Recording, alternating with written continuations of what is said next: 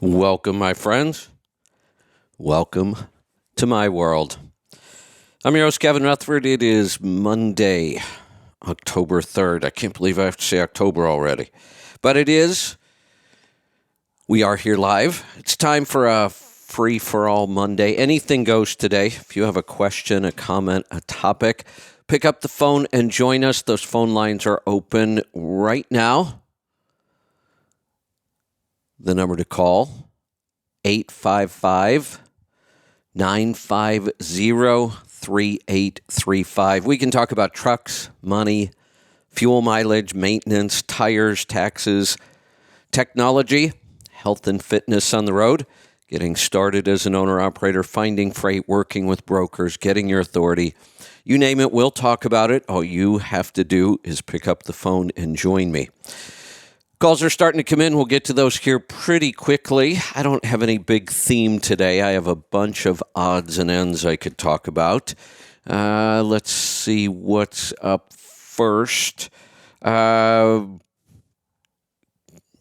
just going to throw this out. I'm not going to talk a lot about it. I have talked about this before in the past many times. There is an owner-operator, husband and wife team that they've petitioned the FMCSA. They want an exemption from hours of service. And it's because of their safety record for decades. I've said before that there is no good way to create hours of service that works. It doesn't work with the way the human body works, with the way our schedules work. I've said many times, what if we just didn't have hours of service? You'd have to have really strict penalties for accidents of any kind, obviously.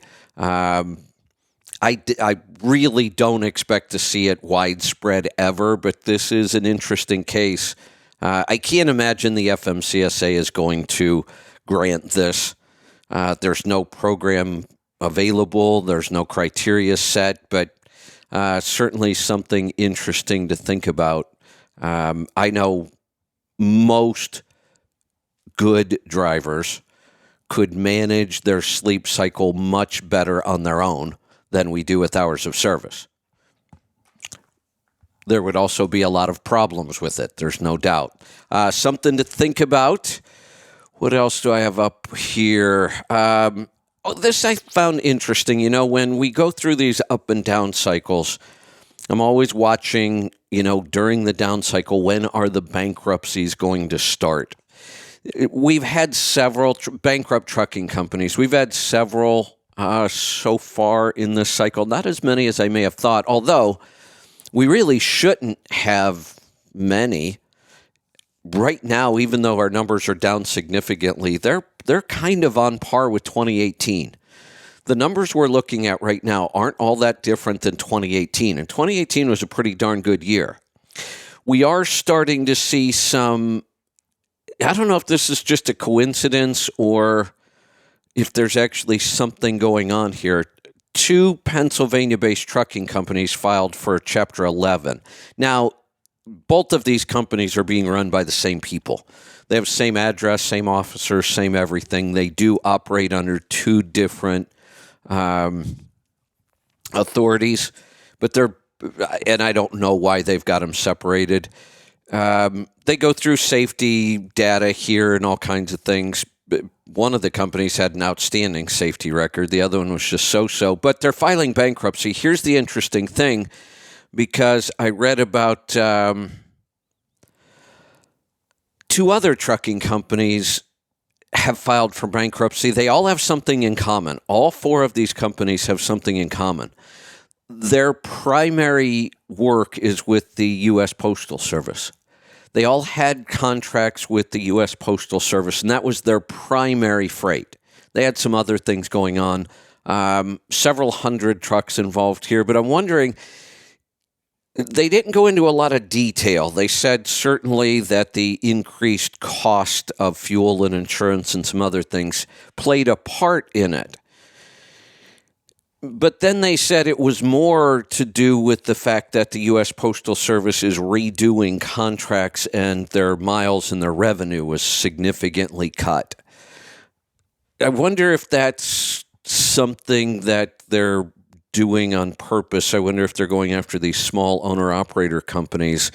The federal government's doing an awful lot of things to get rid of independent contractors.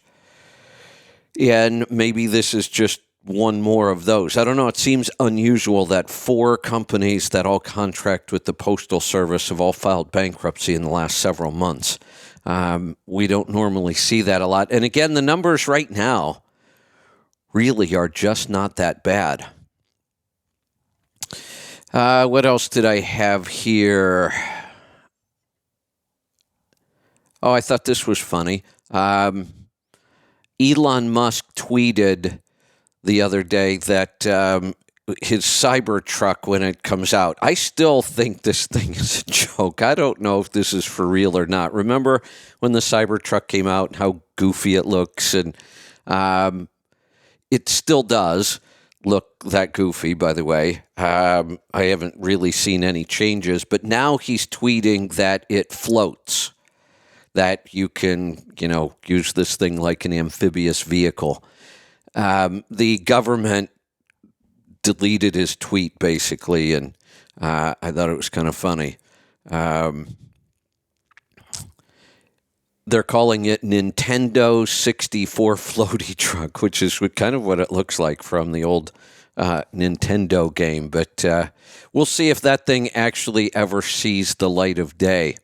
The market is doing some weird things this morning. All the news right now is bad. The spending and inflation data from Friday was bad.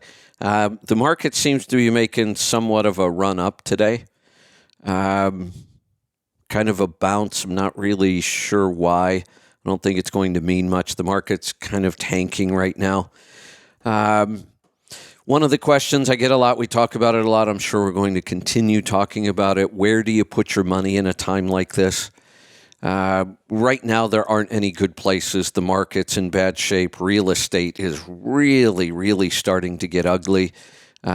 Interest rates aren't high enough yet, although I did see some savings accounts approaching 3%, which is pretty interesting. We haven't seen that in quite a while. But for the most part, the only place to put your money right now, cash and pre-buy. We're still looking at crazy high inflation. It's not coming down. So any consumable you want to pre-buy, whether that's for home or business, anything you know you're going to consume, when you buy it now instead of next month or 3 months from now, you're getting a pretty decent return on your money. Other than that, it's not time yet to be investing anywhere or making any big financial decisions. I would just sit back and watch right now. More talk about the AB5 law.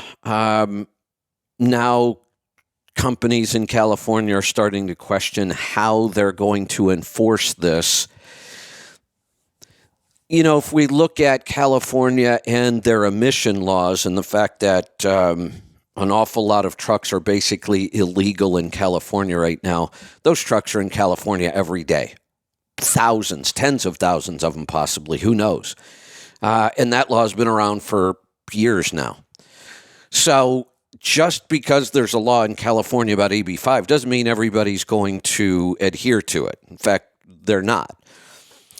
Where will the courts start to crack down? At first, I would think they're going to go after larger California trucking companies based in California with California owner-operators. Those will be the first targets. The ports are really the big target of this law.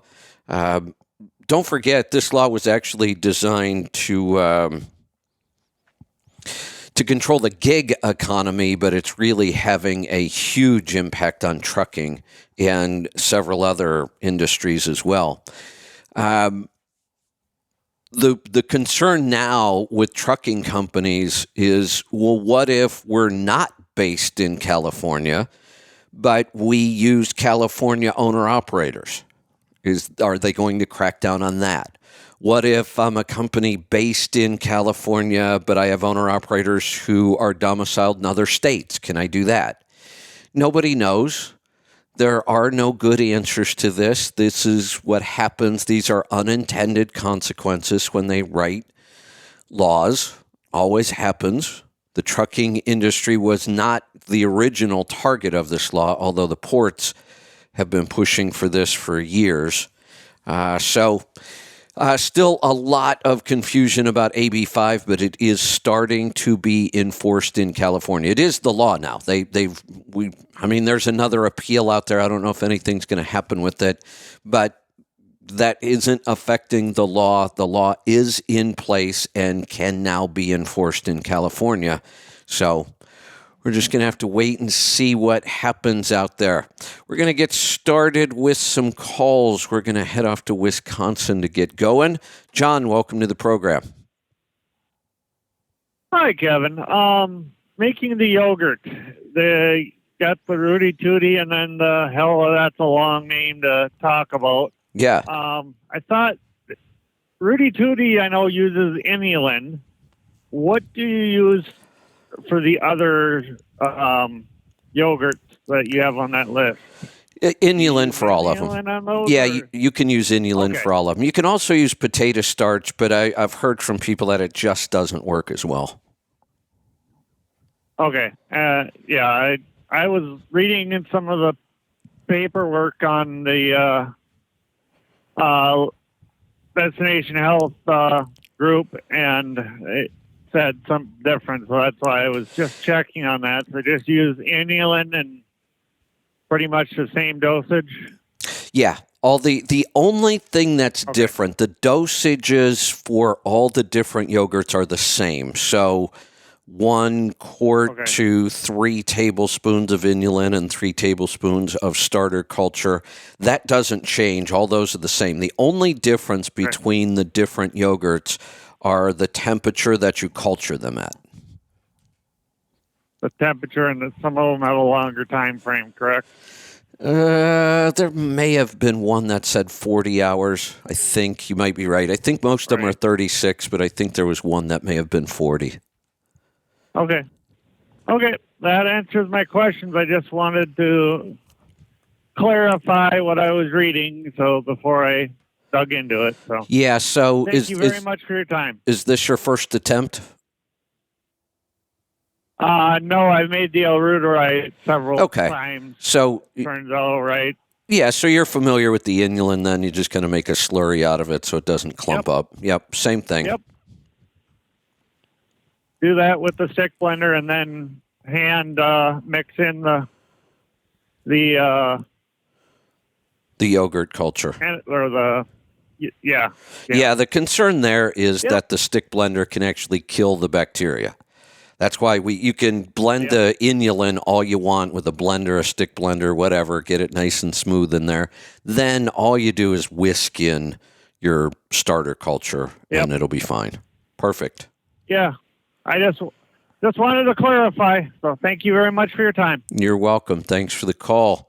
All right, lines are open. It is a free-for-all today, 855-950-3835. Anything goes. Pick up the phone and join us. We're going to head off to Kansas this time. Tim, welcome to the program. Hello, Kevin. How are you today? Doing good. What's on your mind?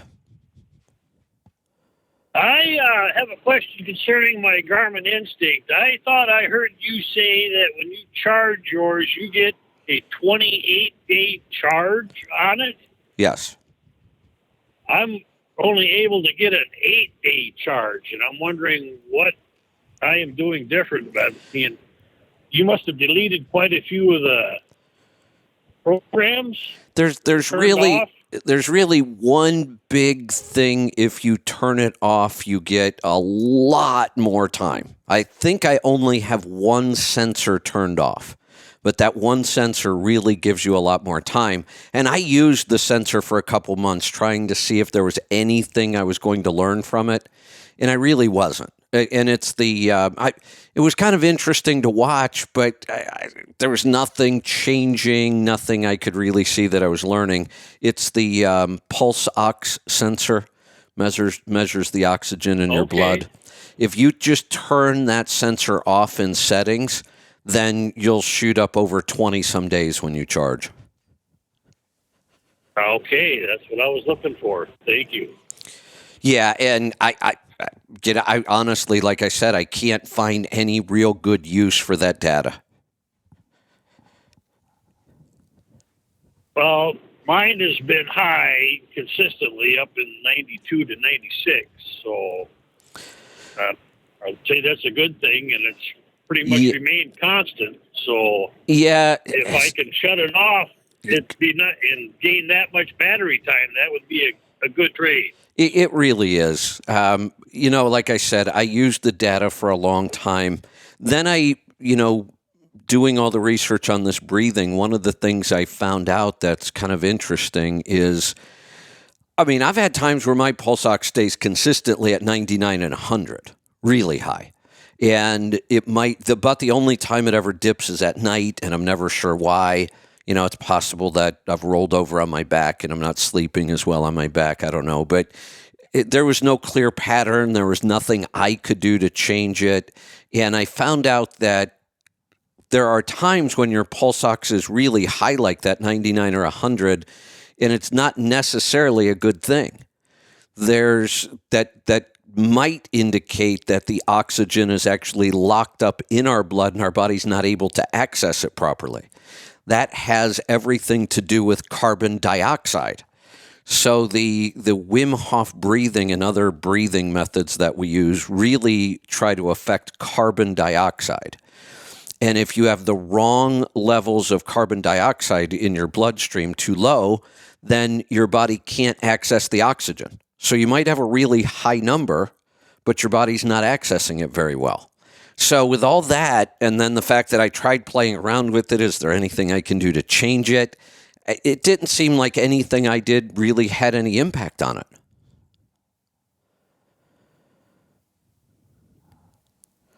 All right. Well, thank you very much for the info. And as soon as I get stopped, I'll have to shut that off and see what that does for battery time. There you go. You'll be surprised. It jumps up a lot. Very good. Well, you have a great day. All right. Thanks for the call. That's going to open up phone lines. We had a run on calls there for a second, and then they disappeared, so I'm not sure what happened. Now's your chance. It is a free-for-all Monday. Anything goes. If you have a question, a comment, a topic, pick up the phone, 855-950-3835. Actually, for the last month or two, there's been a topic that I've been working on for my open.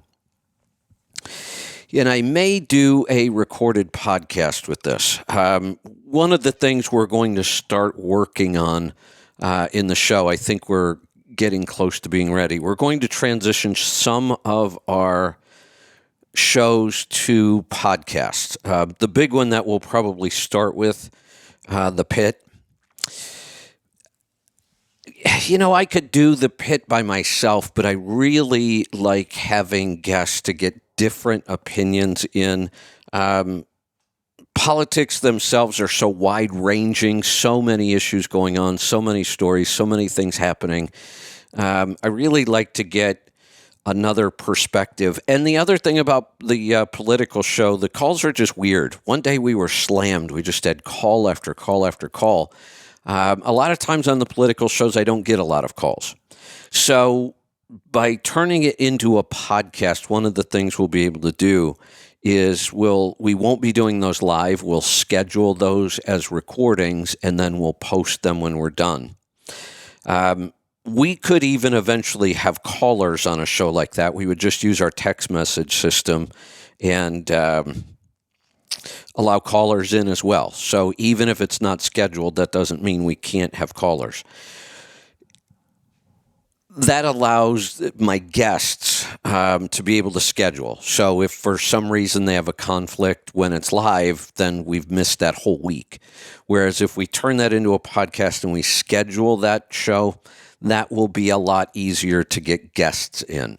Some of the other shows where we want to do more guests, some health shows, we may create some new health shows that will be podcasts. They'll be recorded. Again, that allows us to have the flexibility for guests. Sometimes for us, it's really difficult to schedule guests. Health, we only do once a week. If they miss that show, then we have to schedule them out. So, right now we're pretty well booked for guests, and it's getting harder and harder to fit people in. So by doing some podcasting and some live, we'll be able to get more guests in and get some more shows and segments done.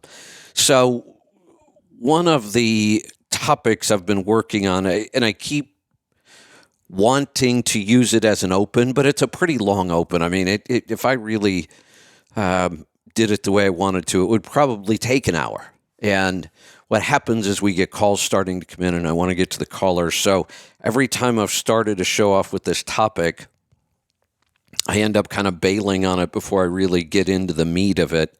It's this idea, and I'll just throw it out there now. I'm not going to spend a lot of time on it today either because we're starting to get some more calls in. It's this idea of why right now is when you should be focused on starting a business. The last 8 years that we had this big run up and all these great rates, that was the single most common question I could answer. Should I buy a truck? I want to buy a truck. I want to be an owner operator. I want to get my own authority. And now those calls and questions have just dried up. And this happens every time.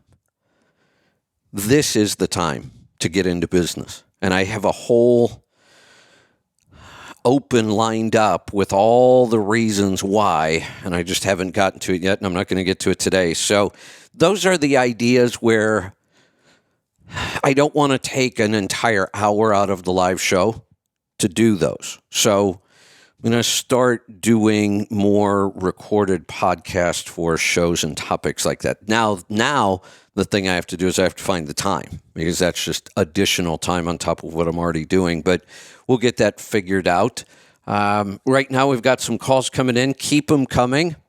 855-950-3835. Let's go to Wisconsin. Tim, welcome to the program. Hello, Kevin. How you doing today? Doing good. What's on your mind? I got a quick question on the yogurt. So, when I've been actually making it for quite a long time, and I do it always the same way, but I don't ever use inulin except for a starter batch. I've never used it any other time other than a starter batch. I would use it. The idea is we want to make sure there's enough food in there to keep the bacteria thriving and multiplying.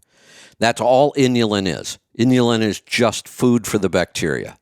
So by throwing it in there, without testing every batch, we don't know what our counts are.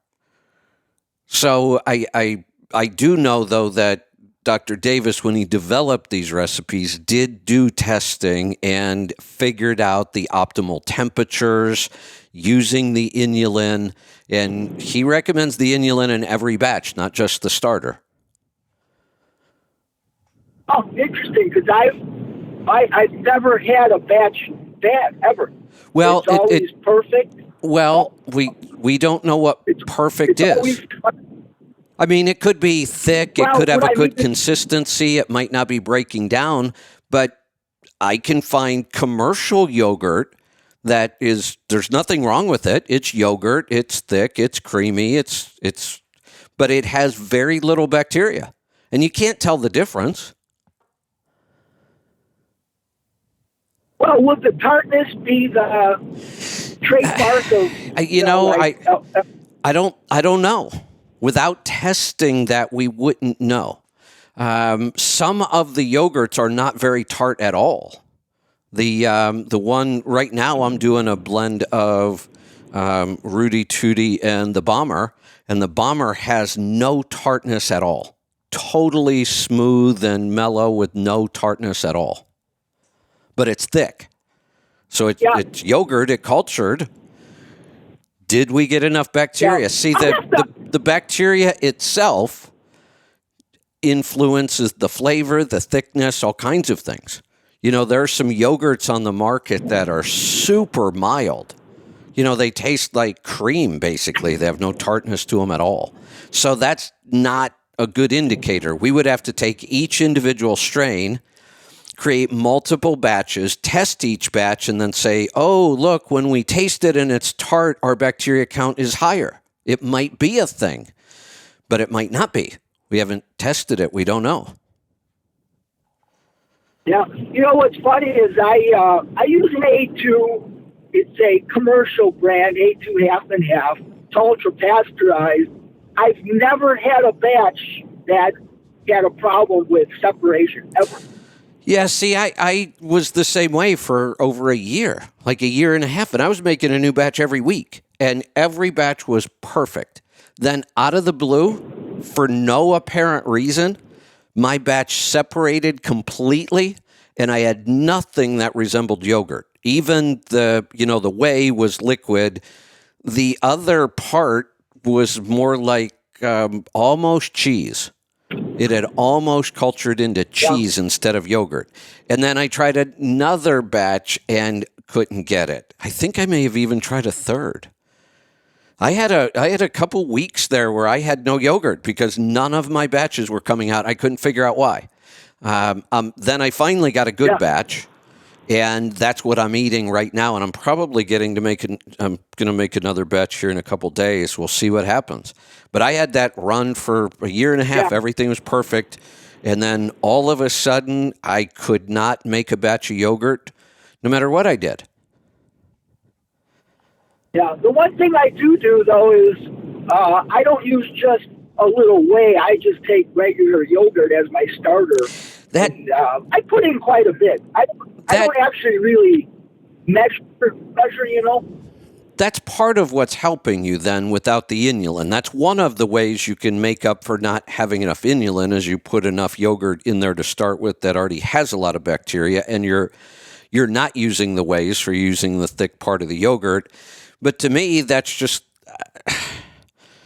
I want my yogurt to last as long as possible. I don't want to use a pint of it to make my next batch. So I do just use the whey because I strain all of mine.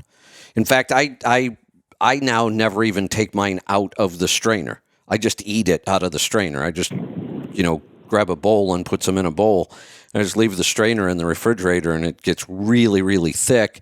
And then I just use the whey for my next batch. Yeah, it's kind of funny.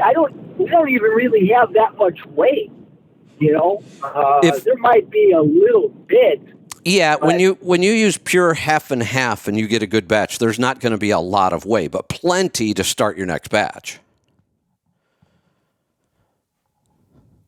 Yeah, see, I don't get that. The yogurt we make, so take it out, put it in the fridge, and there's nothing on top ever. Oh,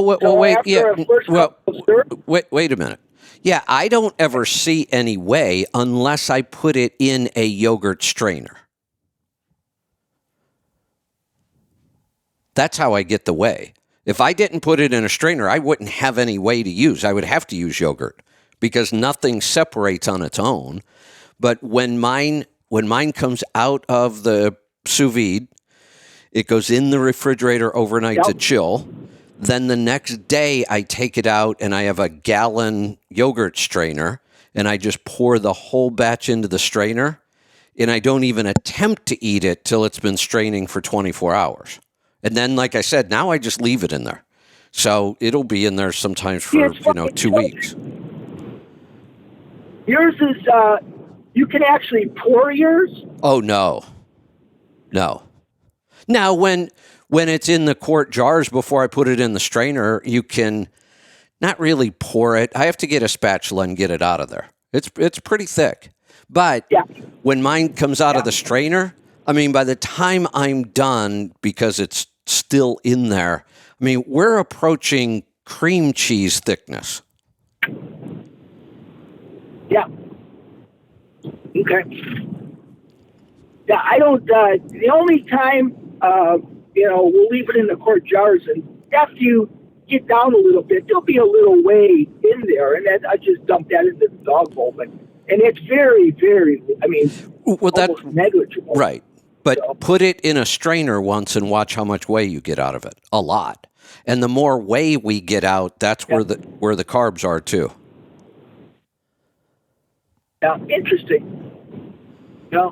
Yeah, the more whey we But, take out of it, yeah, the I- lower carb the yogurt's going to be. Yeah, the other day, it's funny, I had a batch that was coming due, was supposed to be due like at 8:30 that night, fell asleep. And I didn't get to, the next morning, so it cooked another, 8 hours or 10 hours. Yeah, see, But what Dr. Davis claims through his testing is the reason he picked 36 hours, except that one strain he goes to 40, was because he did the testing in the beginning. And he said it was consistent that at 36 hours, you were getting your maximum bacteria. If it went beyond 36 hours, you actually started to lose bacteria because at that point they've run out of food, and bacteria don't live long. That's the other thing we have to remember. Each individual bacteria cell, they don't have really long lives. Sometimes some bacteria could be hours, not even days. So it's constantly multiplying, but if you run out of food and they're not multiplying, then they're dying. So your count actually goes way down. Yeah. Hey, I wanted to ask you a question. Did you ever start doing your testing on that balance of nature stuff as far as glyphosate being in there? Or? I've got it sitting. Somebody sent me 2 bottles of it. I've got it sitting right here. Even I've got the address and everything for the lab. I just haven't sent it off yet. It's one of those tasks that I just don't seem to get to. I need to do that because that every time I see the commercials, they make me crazy. Well, it's funny. They must be making a pile of money because they got some Yeah. pretty high-end people now. Yeah. And it's kind of funny to me, but Well, the one line that drives me absolutely insane, and I know it's marketing and all that, but they say we use the absolute best produce available. Well, wait a minute. No, you don't. You're telling us you don't. It's not even organic. You're saying it's the best available. It's probably the worst available. If it's not organic, it's just conventionally raised produce. What make you, when you say we use the best produce available? Tell us what your criteria is for that then, because I certainly don't see anything that makes this produce good. yeah, I wonder if in that dehydration process, like on the vegetable side, what does it do with oxalates? That's what I'm interested in. Do the oxalates go away? No, I don't. Magnified? Yeah, that's another thing. I would like to test for oxalates because there are some we don't really have any oxalates in fruits, so we wouldn't have to worry about it there. Although Right. what you would have to worry about with the fruits is if you are sensitive to nightshades, you would have a problem. They have quite a few nightshades in their fruit blend, mostly because tomato is a nightshade and tomato's a fruit, not a vegetable. But in their vegetable blend, they have a lot of stuff in here that's really high in oxalates. Really high. Well, that's what I'm wondering. Do the oxalates magnify? You know what I'm saying? So in a sense, yes. It's not like we create more oxalates, but you're able to eat so much more of the vegetable because of what we've done to it.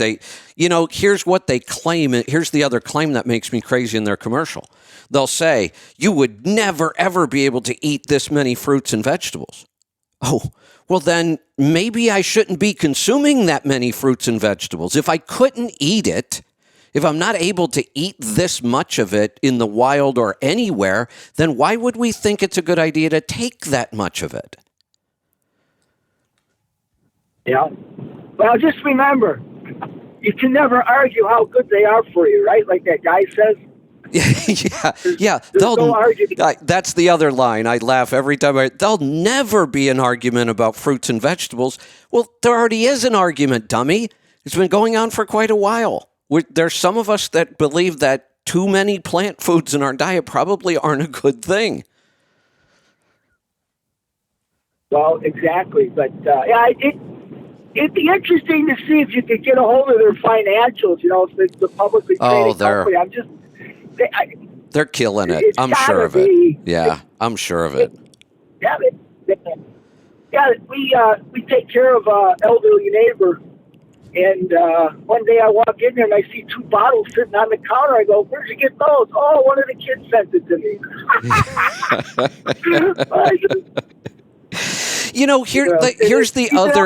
Here's the other theme about their commercials, and obviously you're paying attention to their commercials, so you'll get this theme as well. This makes me a little crazy. The commercials always start off, we're looking at somebody, the person. Many of them are, I don't know, they look like they might be in their 30s. They look relatively healthy. They're not, obscenely obese or anything. And they'll start off saying, just a year ago, I was so sick I couldn't play with my kids, or I was so sick I thought I would never be able to garden again. And then I took Balance of Nature, and now I'm fine. And I'm like, well, wait a minute. What was wrong with you that you were so sick you couldn't play with your kids? You were so sick you thought you weren't going to be able to garden ever? Well, what was wrong? Tell us what was wrong. And then this thing really fixed it? Come on. You were laid up in bed? You were so sick you couldn't do anything? And now all of a sudden you're great because of this? Give me a break. Come on. And that's a theme in almost every one of their commercials. I was so sick I couldn't do this, I couldn't do that, and now I'm fine. Well, what was wrong with you? Yeah, crazy. Hey, one last thing. Have you, a couple of things. Have you finished that fossil fuel book yet or no? Actually, I finished the first one, and he wrote another book. I'm on that one now. Well, that one. You haven't finished the second one? No, I haven't finished the second one yet, no. Yeah, it's kind of interesting because he's a a philosopher by trade, correct? And he just took the data and it's pretty interesting. It's pretty interesting. The argument. It's not even an argument. It's just a factual thing. The big thing he always says is, when do you ever hear anybody talk about how good fossil fuels are? Never. It's always bad. And why? You're right. That's a very good point. Even if we want to move on to something that could eventually be better, because there's no proof that anything we're doing right now is better for the environment or anything else. But even if we find a better way, why would we demonize this? What's the point in that? Yeah, it's crazy, and I don't know if you saw recently there was a post. Someone did a test. I forget the guy's name. He took the new Ford Lightning pickup and towed with it. Very light load, like 3,500 pounds. I don't even think he got 100 miles for battery life. It was I think well under 100 miles. Yeah, that part of all this isn't a big deal to me when we see, somebody said, what would it be like trying to get out of Florida with an electric car? Well, what would it be like trying to get out of Florida when the gas stations are closed and nobody can get gas? It's really not that different, other than we do have a much better infrastructure built out for gas and diesel. That's the only difference. Or you see, oh my God, look, they're charging that electric car with a gas-powered generator or something. To me, that's all nonsense. We have one technology that we use now. We're moving to a new technology. We've been using internal combustion engines for well over 100 years, and they still have problems. It's not like they're foolproof. They're not. And that's been after 100 plus years. So if we expect that electric is going to come on board without all kinds of issues, we're insane. Well, no, the point is that how efficient fossil fuel is. It's Oh, the it's most efficient absolutely. It's the most energy dense, and we can even nail that down to diesel. Diesel fuel is our most dense fuel we have available. Yeah, hands down. And the other thing is all these people on the far left, they don't realize the wealth that fossil fuel energy brings to countries that don't have it. And if that goes away, you look at the amount of sickness and death that's going to occur. That is a fact. Yeah, well, there's no doubt that there are most countries around the world can't depend on their own fossil fuels. They don't have them. They have to get them from someplace else. But when it comes right down to it, renewables are no different. Renewables are not plentiful everywhere in the world. There are some places that could never switch to renewables with our current technology. They don't have enough sun. They don't have enough wind. The interesting thing is we seem to be at the top of the pile for both. Like we have tons and tons of fossil fuels. We're never going to run out of our own fossil fuels more than most places in the world. And we're like in the top 3 for wind and solar in the world. Yeah, it's then they're going to come back and say, well, look at all this carbon, what it's doing to our environment, and this last hurricane, how they spun that is so funny. Oh my God! We haven't seen we haven't seen hurricanes this bad. Yeah, when you look at how long they've been tracking, what is it, 120 years, and then you look at the life of the planet, that's not even a speck of time. No, it's not. And their data isn't clear at all. The data does not show that this is getting worse. There might be a tiny little indication in the data that the storms have gotten a little more severe, but that's such a minor point, and you're right, it's such a short period of time. But in the last 100 years, the number of storms have gone down, not up. It's not getting worse. Correct. And, the other thing you look at is like in Florida, how many people in the last, 10 years, 15 years have moved there. Well, exactly. So the devastation is greater because there's more people there. That's just a fact. Absolutely. Because if a hurricane comes through and there's no human beings there, who cares? It has no impact. Right. Right. So, but put millions and millions of people in one place like has happened in Florida, and yes, the death toll, the damage, the cost, all of it's going to go up. Of course it will. We never take any of that into account. Yeah. Well, it's interesting when you look at or study some of, like weather and weather patterns and what all affects that, and you try to find some books that, I mean, definitely that is, to say that man has an effect, sure we do. Of course but we do. Is it enough effect that it is it an enough effect that it changed the planet? Yes. You can't say that. But, I will. I'll go out and say, how could 8 billion people, or however many there are on the planet these days, with all the things we do, how could it not have an impact? But the point is, you can't change that. What are you going to do about it? We all have to live. We have to eat. We need energy. We're not going to dramatically change the way we live. We can't. So sure, it has an impact, but let's look at this.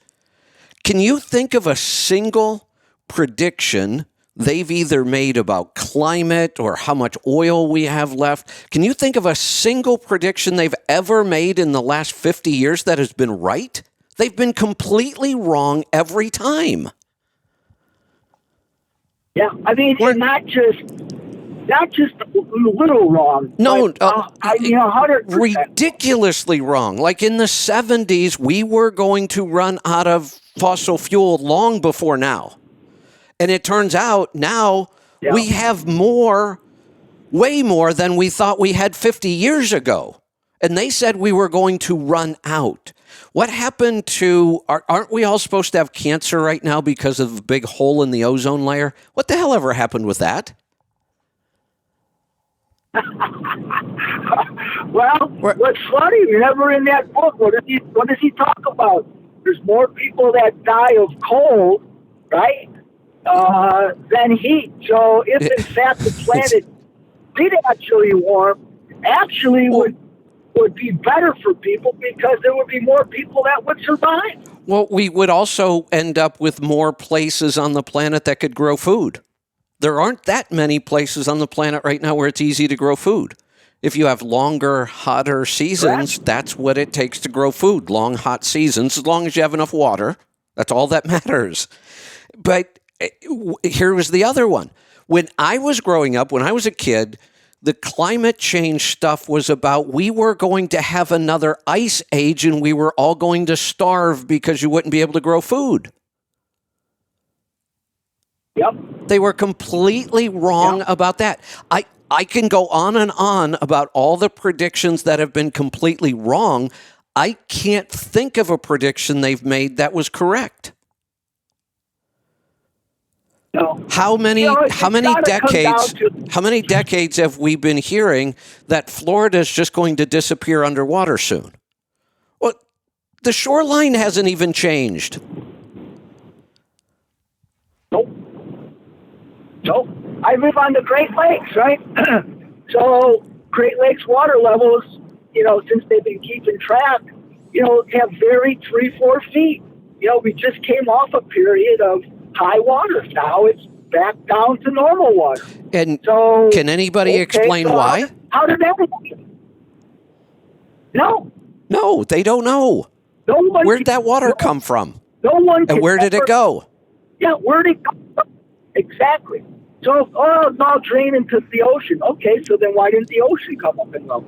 The ocean doesn't even change by like millimeters.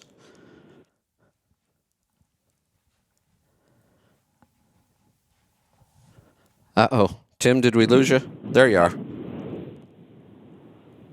Yeah, I'm here. But it's funny, though, because, you read weather books, that's a natural process, water on the earth, Right. It's a natural process. How it develops, where it goes, and what was it? I heard one of the best lines, Joe Rogan, they were talking about a shortage of water, and we have a water problem. And what did Joe Rogan say? No, we got a salt problem. We got plenty of water on the planet. and we don't have a salt problem either because salt is pretty crucial to life. All we have to do is separate the two, and we know how. Right.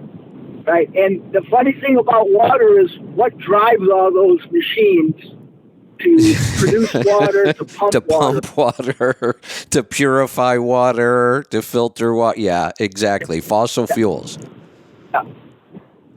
Yeah, and that you will never. I can't believe, even like on the other side, the Republican side, they don't combat that and say, listen, look at all the positive things fossil fuel does. Well, look at all the people. Just that statement alone. We build wells, we pump water. We purify water, just that alone. So here's something else we should be thinking about with this. I do believe that at some point we will produce an electric vehicle that overall is more efficient than an internal combustion engine. I do believe that. We're not there yet. In fact, right now, you could easily make the claim, and it would be true, that every electric vehicle on the road right now is adding to our problem, not taking away from it, to adding to it. Electricity is not as efficient as fuel right now, and we're using coal to produce most of that electricity for those electric cars. So we made things worse, not better. And on top of that, all these electric cars, you have all the environmental issues about the batteries and disposal and mining. And so as of right now, people being so excited about all these electric cars on the road, they're making the problem worse, not better. At some point, I hope they do. But here's something else to think about. I do believe that when it comes to vehicles, tools, things that require motion, I believe that it will be better and more efficient. But what about heat?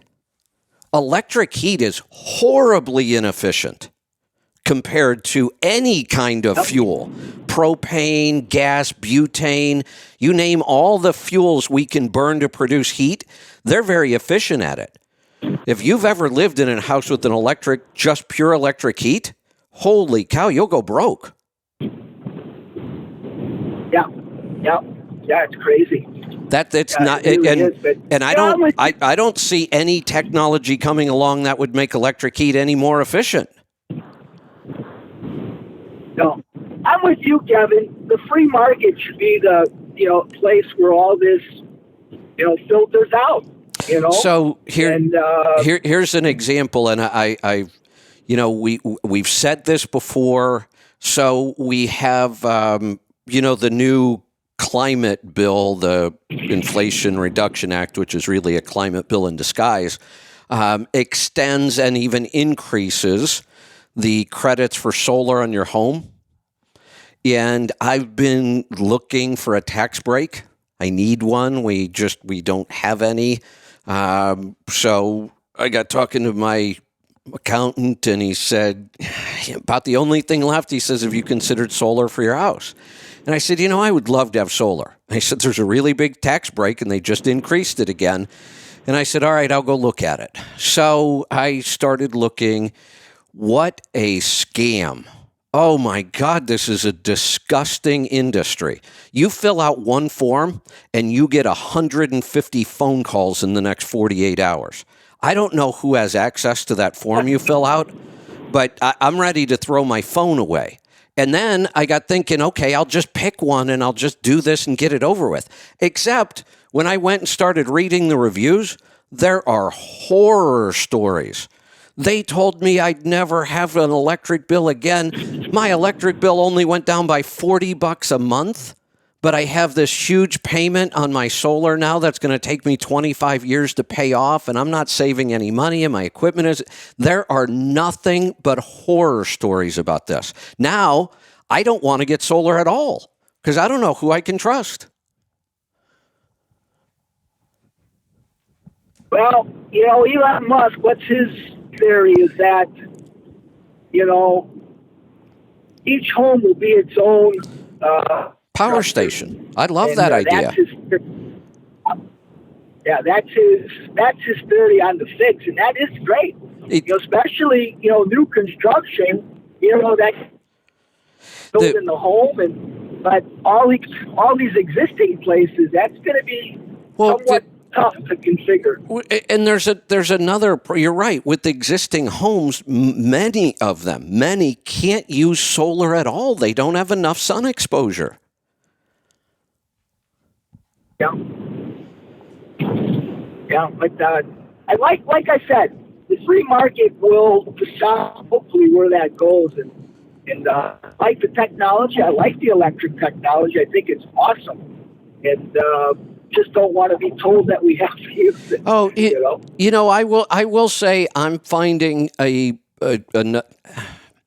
not going to say it's an unknown downside. We knew about it, but it's not as good as I thought it should be. And what I'm talking about is battery life on like the lawn tools and the power tools. I'm having batteries die within a couple years, like not even usable anymore. And I thought these things were supposed to have like thousands of recharge cycles. Well, that is the issue. You have, because I'm the same way, I got a bunch of battery tools. And, you charge them, keep them charged for time. If you don't use them, they will lose charge. Then you recharge them.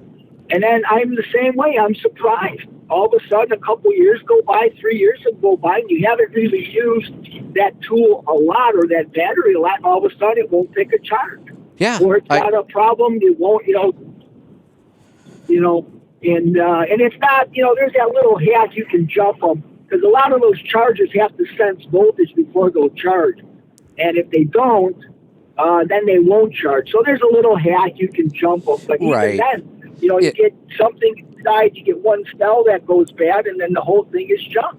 And Well- then nowadays, the battery costs as much as the tool. Sometimes more. And Yeah, I mean- you can't always find the tool without the battery locally. I mean, you can always go online and order stuff like that. But, I needed a weed whacker the other day because I just wore mine out. And I have more batteries than I know what to do with, although 2 of them have died. So, I started buying these about 2.5, 3 years ago. 2 of my batteries are toast, had to get rid of them completely. But there are times when I don't want another battery. Just sell me the tool, and a lot of times you can't find it. Yeah. Yeah, it's almost like it's opposite now. They make you buy the battery and give you the tool for free. Yeah, exactly. Buy the batteries, tool included. Okay. Well, I was at a store the other day, and that's exactly what it was. They had a particular tool with the battery was one price, and then they had just the battery. The battery was the same price all by itself. I know, The battery right. and the tool. Right. And the Well, and when you look at these Yeah. tools, the tools are ridiculously simple and cheap to make now. The tool itself is so simple, there's almost nothing to it, and it's the battery that is really important now. And like I said, I'm actually a little disappointed. I thought these batteries were going to last longer than they have been. Although I will tell you, I took your advice. I bought a 3/4 inch Milwaukee impact tool, and awesome. And then I got a little greedy and had to go back and get the 1/2 inch as well. Yeah, And well, I will that's tell you, the 1/2 inch has almost as much torque as the 3/4. I use that tool regularly, almost daily. It's a phenomenal tool. Yep, I use my 1/2 inch constantly, and the 3/4 only comes out for pretty big jobs. Yeah, it's and again, it's got a lot of battery life, with the bigger battery, and but great tool, and I like the technology. Now all my air stuff sits in a drawer. I know, but so much better than firing up the compressor and dragging out hoses. And when I'm on the road, I mean, trying to run air tools on the road was a total pain in the ass. Most of the time, I didn't even take them. It's just they take up too much space, too much trouble. Now with these electric impact, boy, I just love these things. Yeah, it's kind of funny. I mean, most people, you'll see like people trying to sell off their air tools. I know, right? There's like no market. No, there's no market. Who would want them there's now? no market. Yeah, I'm like, well, I'll just sell these. I'm like, I'll just leave them in the drawer. Yeah. So Yeah, not even worth it. They'll be nostalgic someday. Yeah, collector's items. Right. So anyway, that's all I have for today. All right, that's all I need. Thanks for the call. Let's roll right on to Illinois. John, welcome to the program. Hey, Kevin, thanks for taking my call. I've got a 2014 386 Peterbilt glider kit, and it's got a big moose scooter on the front. I was wondering what kind of, what's it hurting on fuel mileage? So roughly, and I swear we use this number so often and when it comes to fuel economy, and one of the reasons we use this number a lot is it's about the lowest number we can actually measure pretty accurately, and it's about 0.3. Anything lower than that becomes noise and it becomes hard to measure.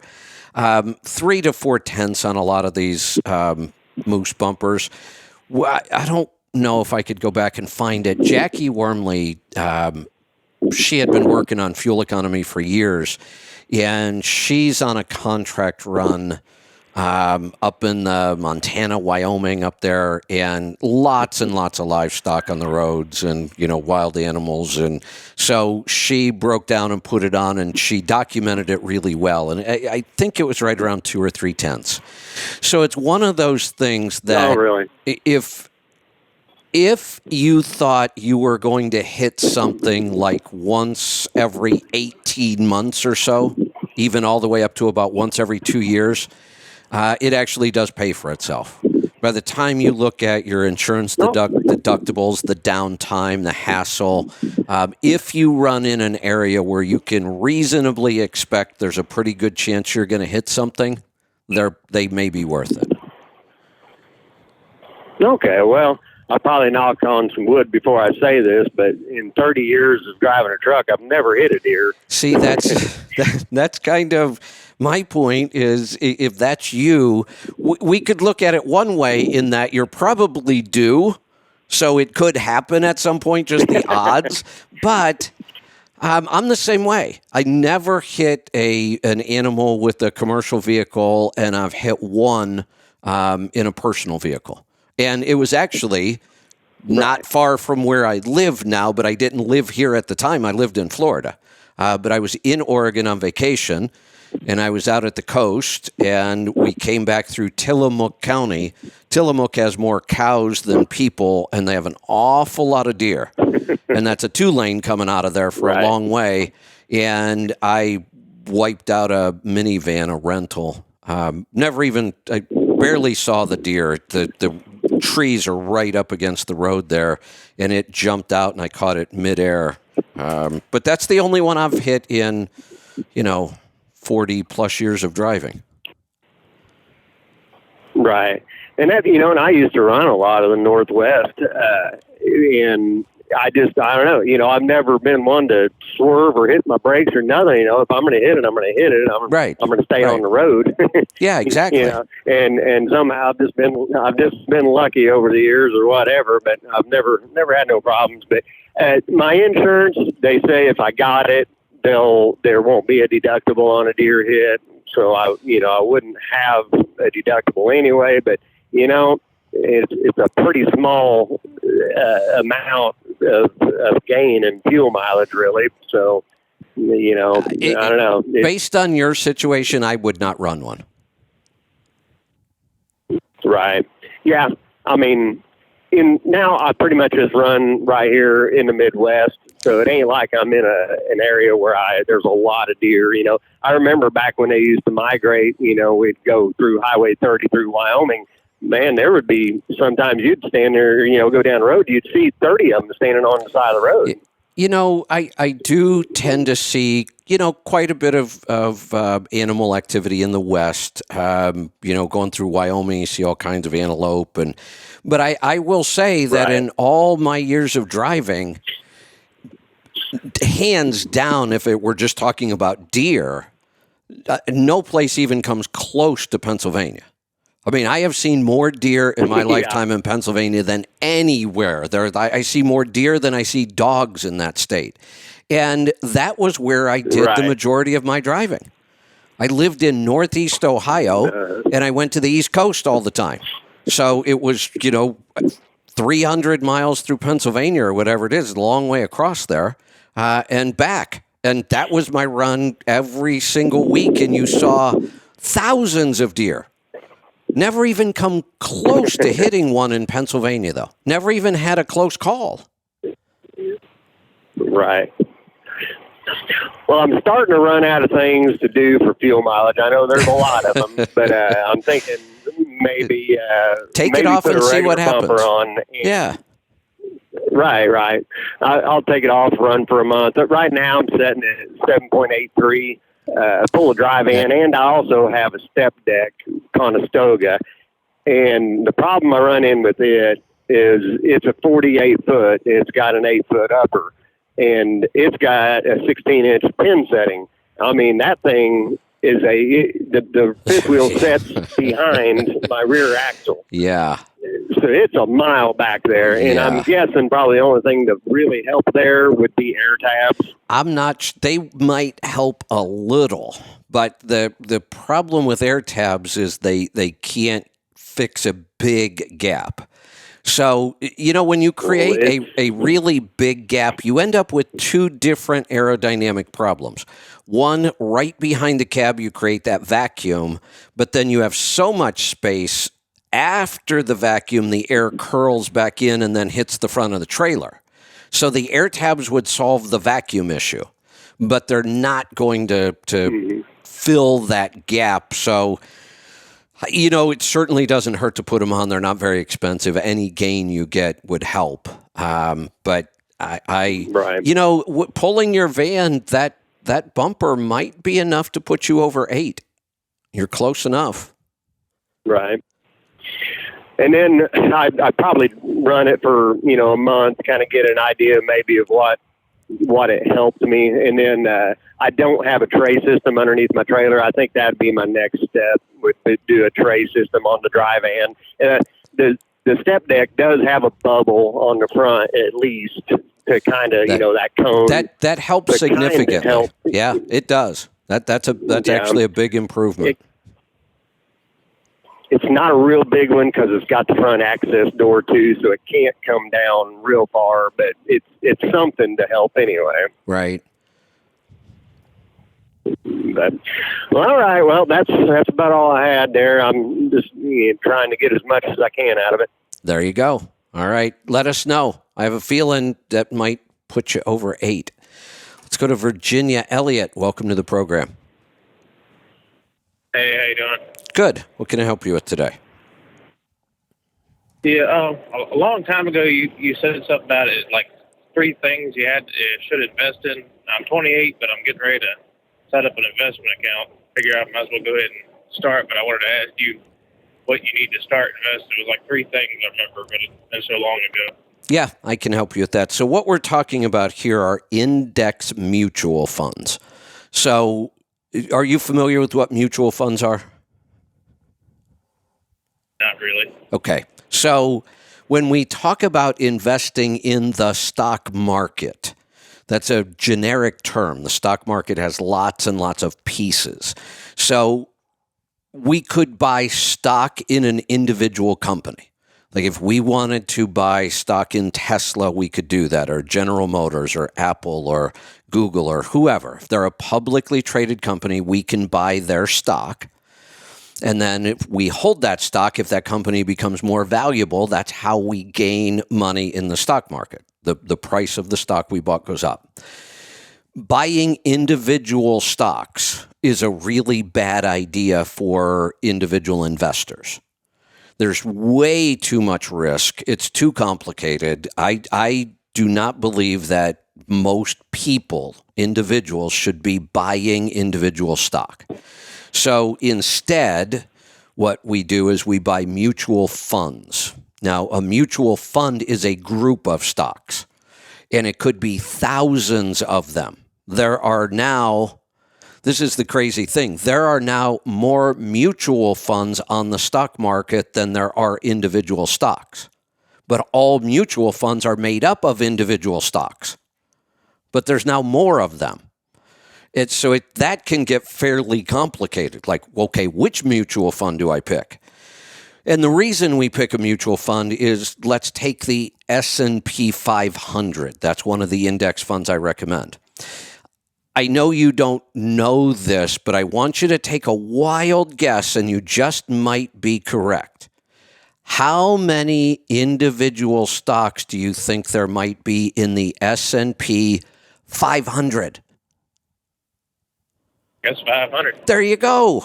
See, you know more about investing than you thought. There's 500 individual companies in the S&P 500. And if we buy a share, just one share of the S&P 500, we own a tiny piece of all 500 of those companies. So if you were to buy Tesla, for example, and we find out that Tesla's been cheating on their technology forever, could their stock price take a hit? Yeah. Is it possible that the company could go out of business completely?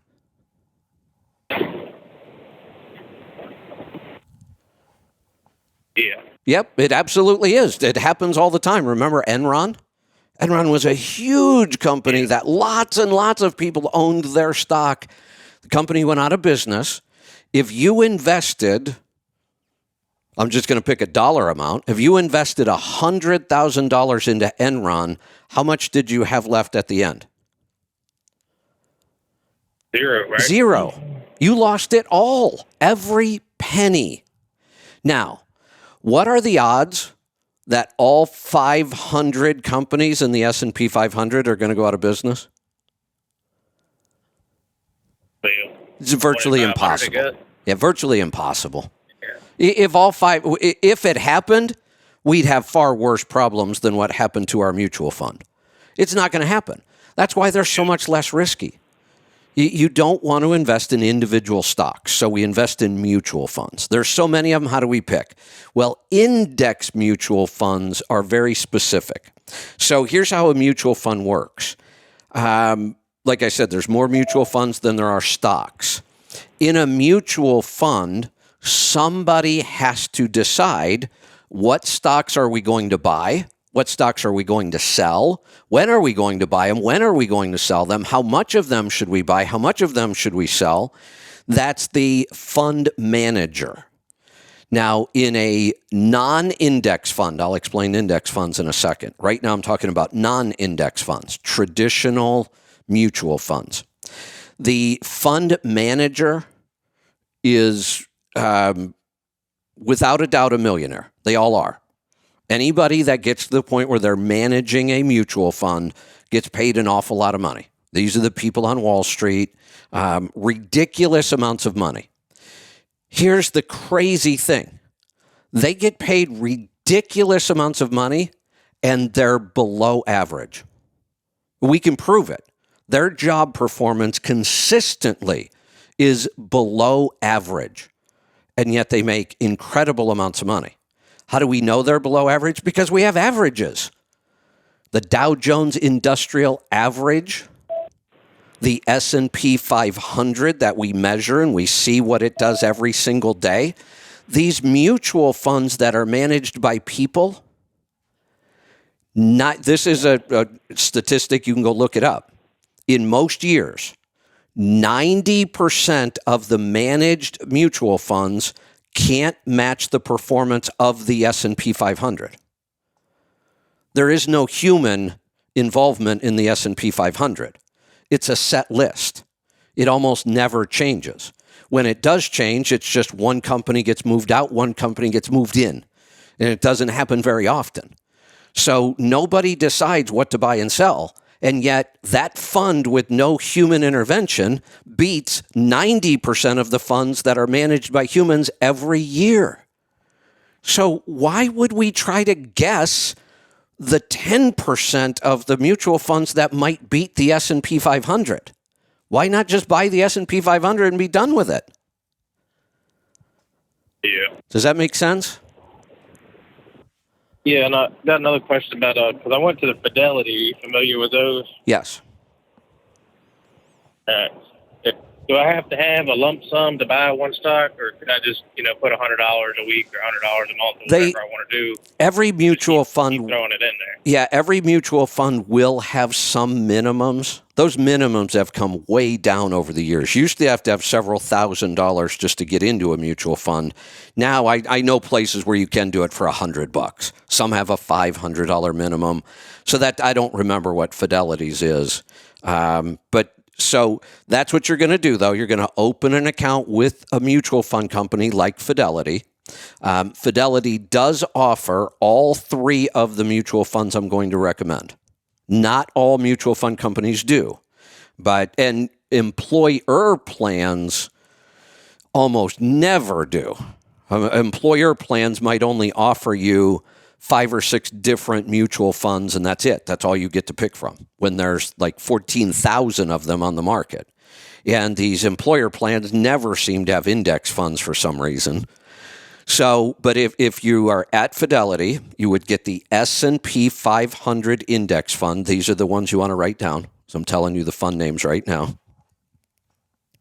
All right. Then you're going to get, at Fidelity, you would get a Russell 2000. How many stocks, I know you don't know this stuff, but I want you to take a wild guess. You might get lucky. How many stocks are in the Russell 2000? Yes, 2,000. 2,000 companies.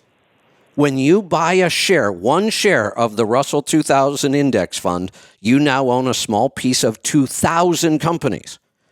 So we already had 500 in the S&P 500. We're adding 2,000. What are the odds that all 2,500 companies are going out of business? They're not. That's Slim why. to none. Yeah.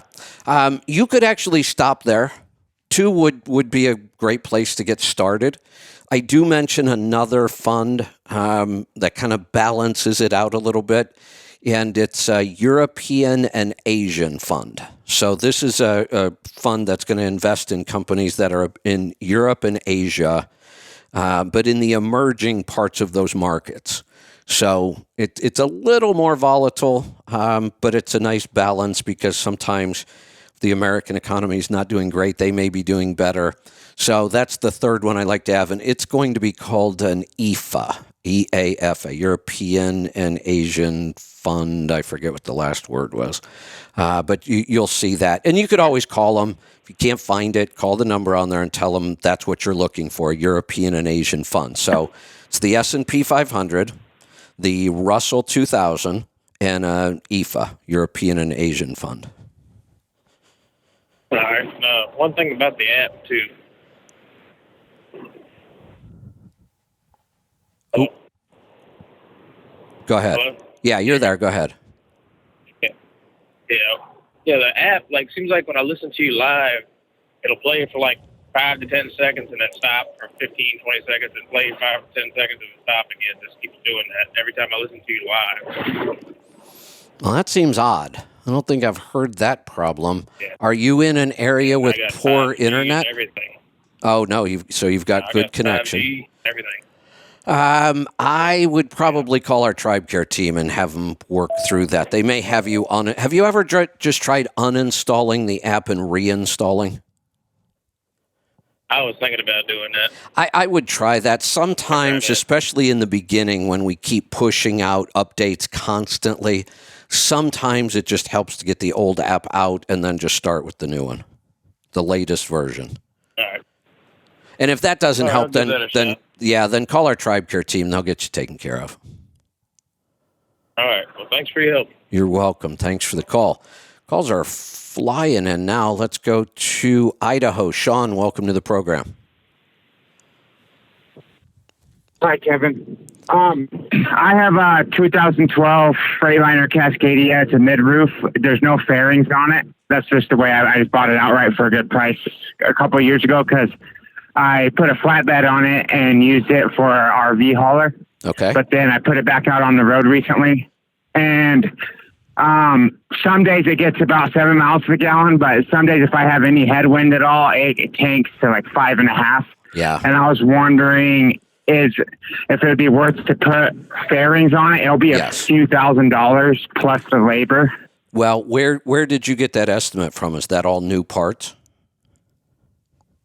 Yeah, that's just searching around online. I haven't actually got. I'm guessing if I could actually try to do it through the dealer, it'd be even more from what I've been dealing with lately. So where were you looking for those parts? Just online, at and then there's a local salvage yard in Utah. So you're looking for used parts. So there are some used ones, and okay, perfect. Yeah. Okay. But I've also seen some new ones that are just primered. So it will cost you significantly more to get new parts. You can do this for about half sometimes by shopping around and finding used parts. But it would be worth it even if you had to do it with all new parts. You are losing on any day, you're losing a half mile per gallon without this. On a really heavy headwind, you're losing a mile per gallon plus. So yeah, it's absolutely worth it to get that fixed. And that should be the first thing then? Over any other, because everything else is. I think so. Now, is the van trailer yours? Yeah, they're all. It's reefers and dry vans. They're all drop and hook thing we got going on. So. Oh well, so it's not your trailer. Oh, I see. Yeah, no, we switch trailers too much. Yeah, there's too much switching. I was going to say, if I were in this situation and I had a tractor missing the fairings I needed and the van trailer was mine, I might start with that leading edge. I don't even know if they're still making that over at Smart Trucker. If anybody picked that up, I need to go look at that. But nose cones and the leading edge are pretty inexpensive, and they actually make a pretty big improvement. Right. So if it were, it doesn't matter because this isn't your trailer. If it were me, I would do that first. I would measure the improvement. Then I would still put the fairing on the tractor, and the two together really make a big improvement. But it's not your trailer. Right, so right. yeah, get the fairings installed. Absolutely. Okay, and the roof, what is that? Roof spoiler, is that what it's called? Because it is a mid-roof, so I think that's part of the biggest issue. So Yeah, you don't want any of okay. those wing type devices. You want full factory fairing. Right. Right. Okay. Great. Yeah, and we have a little small fleet of 6 trucks, and we do the catalyst on all of them. And it seems to be we don't have much emission issues anymore, so it's pretty Excellent. nice. Just to give a heads up on that. Yep. Good for And we got a bump. Uh-oh. We lost you. Thanks for the feedback on that. I appreciate it. Let's go to Missouri. Dale, welcome to the program. Hey, Kev, that whole solar thing you talked about, that's why I called. But one thing I didn't want to say with the app, I have really good coverage where I'm at. I run up and down I-44 between Springfield, Missouri, and St. Louis and back. But a lot of days when I'm listening to you, if I'm not on hold, that bar goes all the way across where it says live, and it's showing how long the show goes. Yeah. When it'll get to the other end, you're in the mid-sentence, and it just cuts me off. Huh. And it goes to like a repeat show. I wonder like why. the Pit or something like that. Yeah. It'll just start playing. I don't know. But anyways, other than that, you're trying to get things figured out, so that's just part of the deal. But I built a new house, and I designed it myself to be an efficient house, both to build, plumb, wire, everything. Yeah. And split level, 2,800 square feet, lower bathrooms above the master bathroom. I mean, literally, when you come out of my garage, the mechanical room is in the garage. You go through that wall, there's a washer and dryer and a half bath. You go through that wall, there's the master bath. Directly below that, there's the downstairs bath. So the only long-range plumbing I even have goes across to my refrigerator, my dishwasher sink, and then straight down to my wet bar sink downstairs. I mean, why don't more people think like this? I don't know. And then to be even more ignorant, in the downstairs bath, because literally all the plumbing meets there, I've got an acoustical drop ceiling in there, so I can just take it apart if I ever need to. Right. Yeah. I like that. Yeah. Yeah. And my house, it's got a 50-foot front porch. I live out in the country, so it's a good front porch neighborhood, I'll call it. It's kind of like Tillamook. We got cattle per acre, not people. Yeah, right. And so the long ways, the sun rises in the east and sets in the west. So I got this long east-west 70 feet of roof. Yeah. And I wanted to put solar on there. And the more I look into it, I think, like you, I think it's the biggest scam horse's ass deal out there. Because when you look at what it costs and what you get back, I would literally, because I would have to stay in my house for so long, the system would be completely worn out if I put zero maintenance into it by the time I got my money back. Right. But I was wondering if a guy bought, because the installation on that stuff is very expensive, what if a guy bought his own solar panels and build his own system? Then could you make up the difference? I don't know. And, I was kind of disappointed in all this. I finally thought we were, getting to that point, and several benefits. To me, it wasn't a huge cost issue. I'm not too concerned about the cost of electricity or heat or any of that stuff for me. I'm worried about the ROI. Is it worth it? Right. So that was what I was looking at. But if I had to spend a little extra money to have solar, I'd be okay with that because there's a huge advantage to it. If the power goes out, I'm not out of power.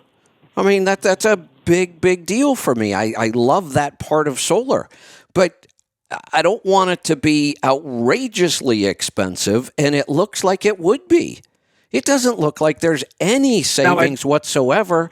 And, I where I live right now, I have a big roof, 6,000 square feet of house. So it's a lot of roof, and it has pure sunshine in the summertime. The winter's the opposite, though. We almost never see the sun in the wintertime. So when I try to ask them about that, you just get a big runaround. They just want to talk around you. And I'm like, they're going, oh, you're like the perfect candidate for solar. I'm like, no, I'm not. I have 4 or 5 months out of the year where I don't see the sun. No, don't worry about it. The panels still work. And well, no, wait a minute. They don't work. I have solar panels right now. I've been experimenting with them for years. Most time in the wintertime, you get zero energy out of those solar panels. Well, now, where I live, the county that I live in, the electric co-op I'm on, our power is pretty cheap. But I do know some people that live down in Carthage, which is getting close to the Oklahoma state line. Yeah. And where Oklahoma and Kansas meets, it's down in extreme southwest Missouri. And now they put solar on their house, but their electric down there is so expensive, it's ridiculous. And they love it. But and I've talked to some people around here, and we all kind of, you can't just talk to anybody and decide that what they say is just the way to go. But you got to know your audience, people of reasonable intelligence that actually look into things. And our power is cheap enough here. Solar is not worth it. But down there where they live, I mean, their electrical bill down there, we're talking 8 years ago, they got a 1,400 square foot ranch house, and their electric was up to like $300 and some dollars. Oh, yeah, that's a lot. Month or a hot month. Yeah, that's a lot. This house I built it real efficient. I put a dual fuel, high efficiency heat and air system for the upstairs and a whole separate unit for the downstairs. And even when we was running 100-degree weather here, my worst. Plus, I got 3 meters and they're $23 a piece, and I got a 30-40 shop, and I'm running my well. That's my 3 meters. That's my worst electric bill was $197. Yeah. So here's the other thing: if there were no credits, if there were no government credits, tax breaks, all that stuff, this would be a whole different world when it comes to solar. I would be on the phone all day long just trying to find somebody to come out and install solar where I live. Just like everything else, I can't get anybody out here. But because there's so much tax money involved, I'm ready to throw my phone away because so many companies are blowing up my phone because I looked into this. That's the problem here. Yep. Get rid of all that damn tax money, and the industry will straighten itself out. But until it does, I don't want to buy solar. I don't trust any of these companies. They all seem like scams to me.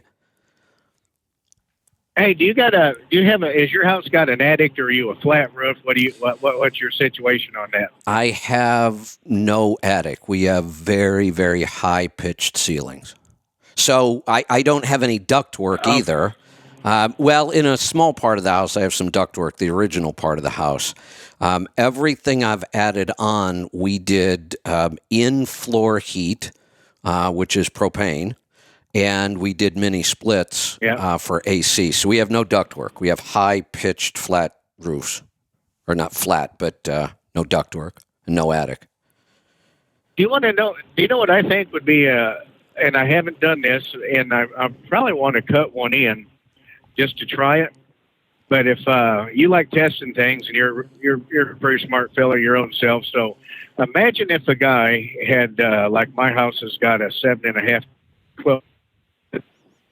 If a guy went and took PVC pipe, say about 2-inch round the ID, and ran that up and down that roof, all the way up and down and up and down, up, down, up, down, and then on one end of the house ran that down to the floor and put an inlet hole on it and hooked like a bath fan sized motor to it and ran that up, and on the other end of that room just put a 4-inch round vent into the room.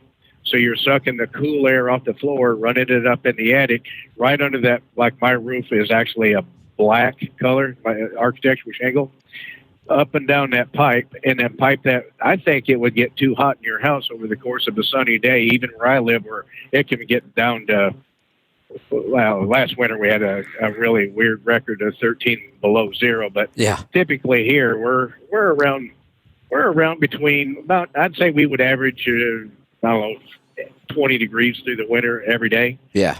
I think that would get too hot. Yeah, it might. What do you That's think? Yeah, that's an interesting thought. You know, they used systems similar to that in Florida for heating your pool. Basically, just run. You know, you're just capturing the solar heat itself, not even converting it to energy. You just use the hot water itself. Oh yeah, Right. not even in a black pipe, but if you take a quality thick rubber garden hose and you leave that full of water, even in the wintertime, and you turn the sprayer on, It's it'll pretty burn hot. you. Yeah, it gets pretty And darn hot. That's Right. in a green hose. Right. Yeah. Yeah. So that I think that'd work all day long, You know, and it'd be exponentially cheaper than solar.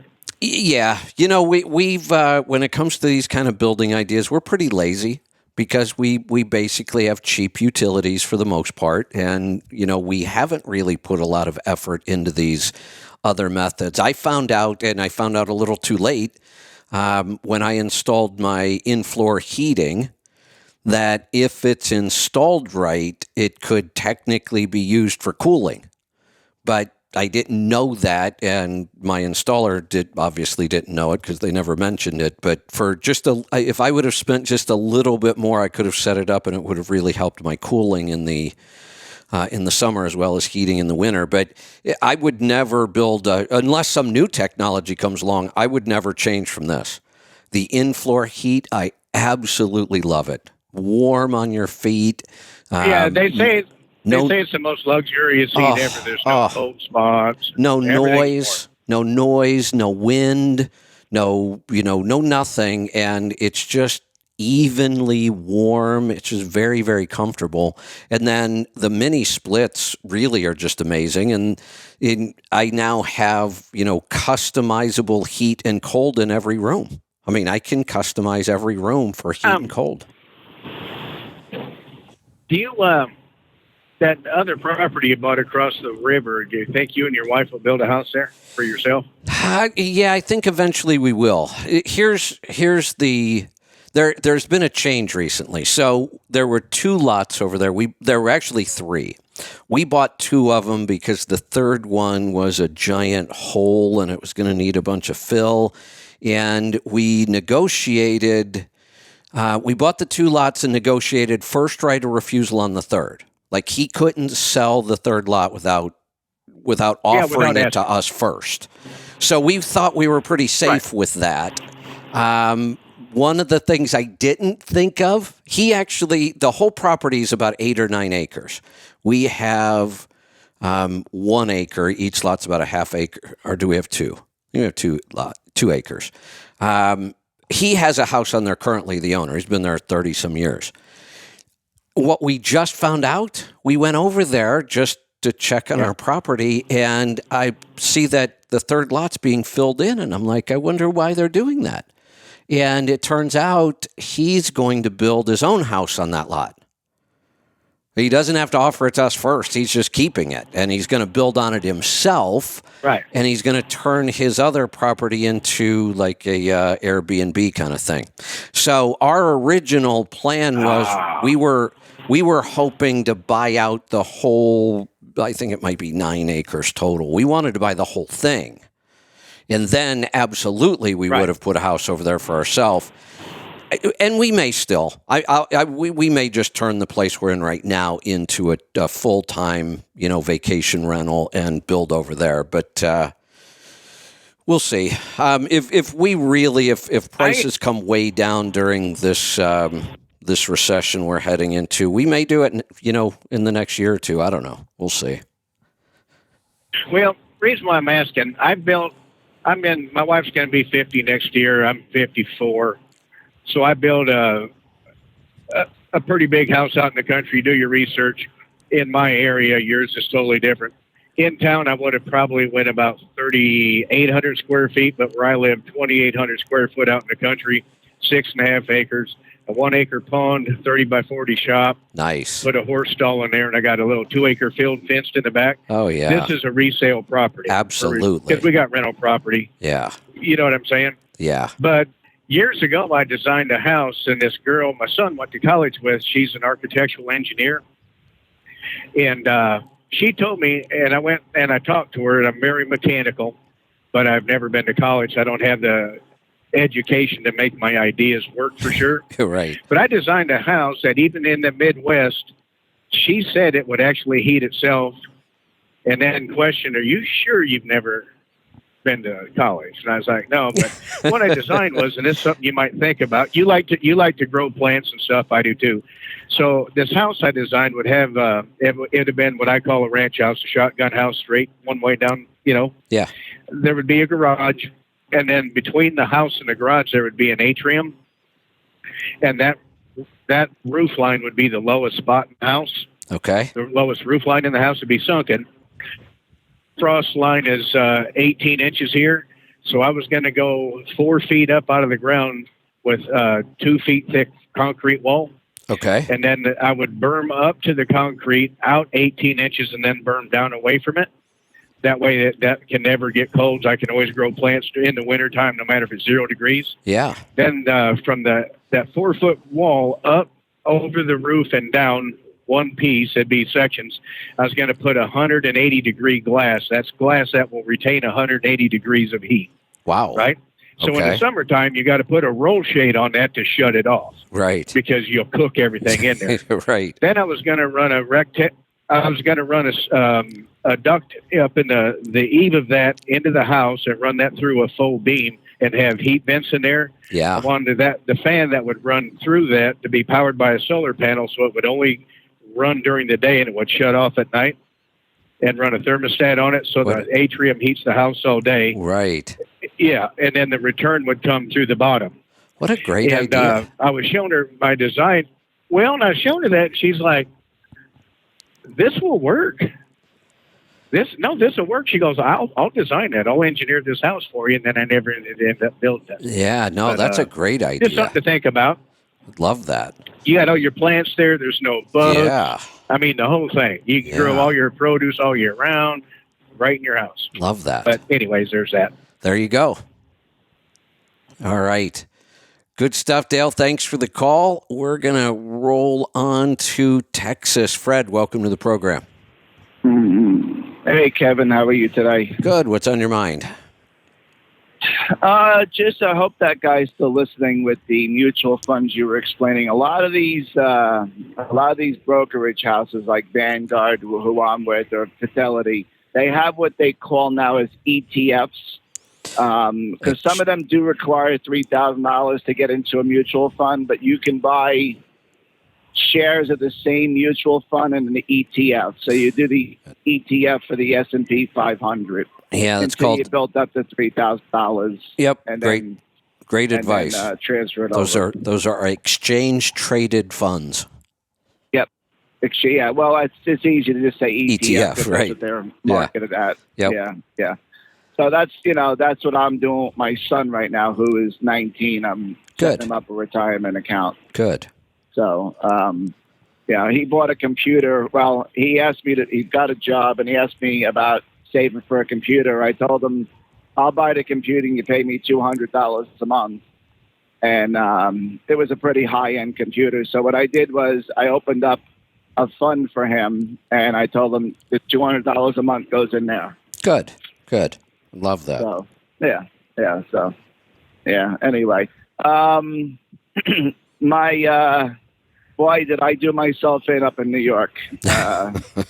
Ran into some friends, and I'm about 7.5 pounds heavier. Oh boy. Yep. Isn't it crazy how fast that can my happen? Goodness. Oh, listen, I mean, between drinking and I met some people that I just haven't seen in a long time, and eating and the New York food just did me in. So let me ask you something. There was a time in your life where that was just normal, right?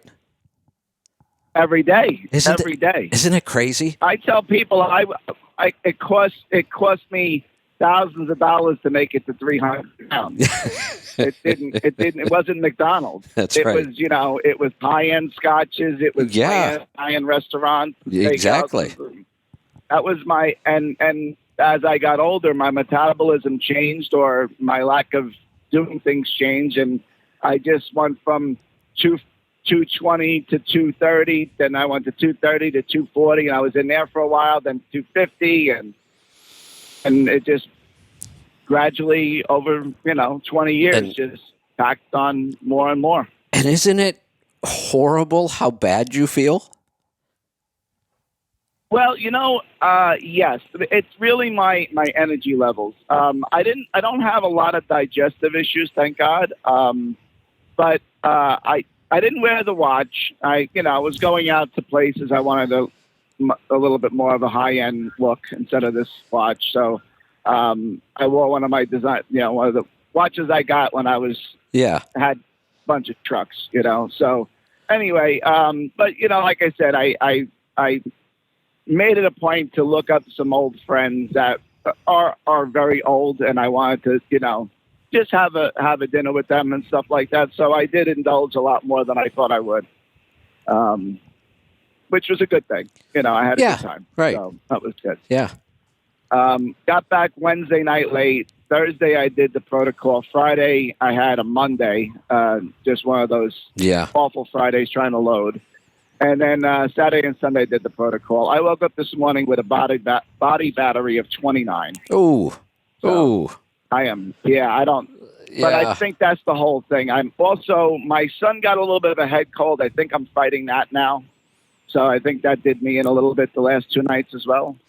It's interesting. We've talked about this in the past. So when I got sick when I was on the road this last time, it's the first time I've been sick in 8 years. And, I had mentioned that I had stopped supplementing on that trip. It was just an experiment. So I'm sure that was a factor. But the other factor was I was drinking again. Same thing. I was back, my hometown. So I was, friends knew where I were. They'd stop over the RV. So I was drinking and I got sick. And I have a feeling it was all of it. It was all of it. Had I not done any of those things, I doubt that I would have gotten sick. That was just a big wake up call for me. It's just not worth it. The alcohol. That's a tough one. So many years I enjoyed it, really enjoyed it, and I still think that I want to enjoy it like that, but I don't. So it's. Well, you see, it's so few and far between. I do too. I do too, but it's just not worth it. Yeah, there's a little Irish pub I used to frequent all the time in Staten Island, and when I go in there, all the bartenders know me, and they don't. When I order a scotch, they don't give me. They give me a glassful, pretty much. You're right. So it's insane, and. I used to have the tolerance level for that, and I guess I still do to some degree. But boy, it definitely wore me down over the 5 days, and then getting back and it's getting back into it. Yeah, it's tough to recover from. I was shocked. Yeah. We've heard all these years, virtually my whole life. 2 servings of alcohol for a male can be healthy. 1 serving a day for a female. Yep. Bullshit. Right. Absolute total bullshit. Nothing about alcohol. Yep. I don't care if it's red wine and it has resveratrol in it. Nothing in alcohol is good for us. I have measured so many things, and nothing will screw up things like blood sugar and energy levels and stress markers, and nothing has a bigger impact on those markers than alcohol, a bigger negative impact than alcohol. Another thing I saw, the first Thursday, Friday, and Saturday, the HRV didn't come on. Now, it was recording what I had the night before, but it popped up Sunday, and I was unbalanced in my HRV. Yeah. And I'm still unbalanced. Yeah. So I need probably another week or so to be, and I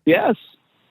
Well, they were the champions of them for years when they were backdooring them with the social, the big Yeah. social agenda that when B. Johnson came in, the Great Society. And free speech.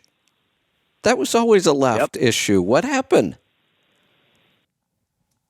Yeah. Now they really are. Yeah, it's just getting so. Was it hyperbolic? Where we'd only want to hear our own voices, and that's it. Yeah, it's I am totally ignoring the news around the midterm elections. Mostly, honestly, because when you think about it, none of that news really applies to me. There's only a couple things I get to vote on in the midterms. So even if those issues are of importance to me, it doesn't matter. I can't do anything about it. No, well, that's just it. If you don't have an election, I mean, I am so beside myself with the way this John Cornyn in Texas is. I wish I had the wherewithal and financial backing. I would even run just to shine a light on him. I know. I am. I mean, you did. I'm a little optimistic here in Oregon. It's kind of hard to be because I can't imagine that we could vote in a Republican governor, but we've got a woman who's making a pretty darn good run at it. Well, that's good. Yeah, it'd be interesting. Be interesting to see a Republican governor here in Oregon. Like I said, she's spending a lot of money. She's making a run at it. We'll see what happens. Yeah. So, well, it's going to be an interesting year. Yeah, it will be. I'm pretty sure. Yeah. But anyway, I don't know if you're doing the pit tomorrow, but I'll think of some other things maybe weigh in tomorrow with you. There you go. Not sure when the pit's going to be this week. We're going to schedule it. So I think we're going to reach out to Stan and John and see what day works for all of us so we can schedule all three of us. Let's go to New York. Brian, welcome to the program. Hey, Kevin. Yeah, I've lived in Pennsylvania my whole life and grew up in, one of those Pennsylvania areas where it's all farms and woods. And I have kind of a knock on wood counterintuitive theory on deer. Because I was never careful about deer. I would regularly drive 70 miles an hour on twisty back roads. And I have never in the truck or the car, I won't say I never touched a deer, but I never had one turn into any significant damage. Right. So I don't know. There's a lot of them in Pennsylvania. And I was just reminded of it again. I mean, I grew up in Northeast Ohio. I drove there and deer hunted through all there. So, I'm very familiar with it. But, I spent about a month living in the parking lot there at Pittsburgh Power. And there was a field right there just loaded with deer constantly. They're everywhere in Pennsylvania, I swear. Yeah, and I don't even really look for them where I'm, if somebody's riding shotgun with me, they'll be like, "Oh, didn't you see that deer?" No, I was looking at the road. Exactly, and the deer's not on the road, so I didn't see him. I don't know. I would have to believe that somehow the deer in Pennsylvania are just smarter. There's a lot of them, and you just don't see them on the road all that often. I mean, a lot of them do get hit. They do. My theory was wide open throttle. Wide open throttle scares them away. Maybe so. And then loud pipes save lives, right? There you go. Yeah. There you go. Get a Pittsburgh Power muffler and a Fleet air filter, and you'll be okay. Who needs a stinking muffler? We don't need no stinking muffler. I got straight pipes. Well, there you go. Yeah. Well, if my pipe was 40 feet behind me, I might do that. That's right. But I was calling, you guys were talking earlier about the electric tools, and I was just doing a little research, and I was going to make a post on the tribe, and I didn't get to it. But, I always had aspirations that one day I'm going to buy an air compressor. And then Milwaukee came out with a 1/2-inch impact that'll take off lug nuts from a tractor trailer, and well, now I don't want an air compressor anymore. Exactly. I actually bought a torque limiting extension, and this is only the 1/2-inch gun because it's capable of 1,000 foot-pounds, which is over tight. The lugs, right? Yeah, the lugs are supposed to be 450, so I actually bought a torque limiting extension for it. Holy cow! But you know, tires, and we talk about trying to get 130 psi being an issue, and you know, of course, if you want volume. You know, the simple hose that hooks up to your glad handle, air up a tire. But if you're trying to get to 130, you know, and even, you know, at the gas stations, the nicer gas stations, we have those super handy machines where you just dial in the pressure and you hold the chuck there till it beeps at you and you're done. And you know, Sheetz actually has those at the truck islands, but they only go up to 120. Exactly. And so I started doing a little bit of research into automatic electric inflators, and I don't know if anybody had any experience with them. I think DeWalt makes one that's $120, which isn't, I mean, that's not that much money, but there's ones that are way cheaper that might do the job. And the DeWalt will run on, you know, of course, DeWalt battery packs, but it also runs on 12 volt or 110, and it supposedly goes to 150 or 160 psi. Now, I'm sure, you know, you're not going to start with a truck tire at 60 and, you know, get there today. But, you know, if you're at 110 or 120 and you want to bring it up to 130, that's kind of what I'm thinking, you know. And of course, for the cars, it would be nice that you don't have to drive to the gas station. Yeah. So I am I'm kind of a Kickstarter junkie. Have you ever seen Kickstarter? Oh, yep. Yeah. So yes, I have Yeah, I'm kind of a junkie. I love new stuff. I love new ideas, new technology. Kickstarter, for the people who aren't familiar, it's a website where if you have an idea for a new product, and you have to have more than an idea. I mean, you have to be ready to manufacture this thing, or, you know, pretty solid. And then you post it and you set a goal of how much money you need to raise to bring the product to market. And then you give people a big discount to buy the product before it's ever even manufactured. So you're taking a big risk. You could end up with nothing. You could pay for the product and never get it. It happens pretty regularly, by the way. I've bought all kinds of stuff on Kickstarter, never got it. The company just never manages to pull it off. So there's risk. And, you know, when you do get something, you get a pretty good deal on it. I would probably venture to say over my life on Kickstarter, I've lost money, not made money, because so many things just I've paid for, never got. The things that I do save on probably don't make up for it, but I keep doing it. So my most recent is a tire inflator. And this thing, I swear to God, it looks like it's the size of a deck of cards, but it's supposed to be 4 times faster than any other device on the market. It cuts the pump time by 75%, goes up to 150 PSI. It must be doing a significant amount of volume if it can pump so much faster, but I don't even understand the technology behind it. But when am I supposed to get this thing? Let me see what the update is. They're in the final stages of production and should be shipping within the next 2 to 2.5 weeks. Oh, wow. Cool. Yeah. If you want to check it out, it's called One Pro Portable Tire Inflator. One Pro Portable.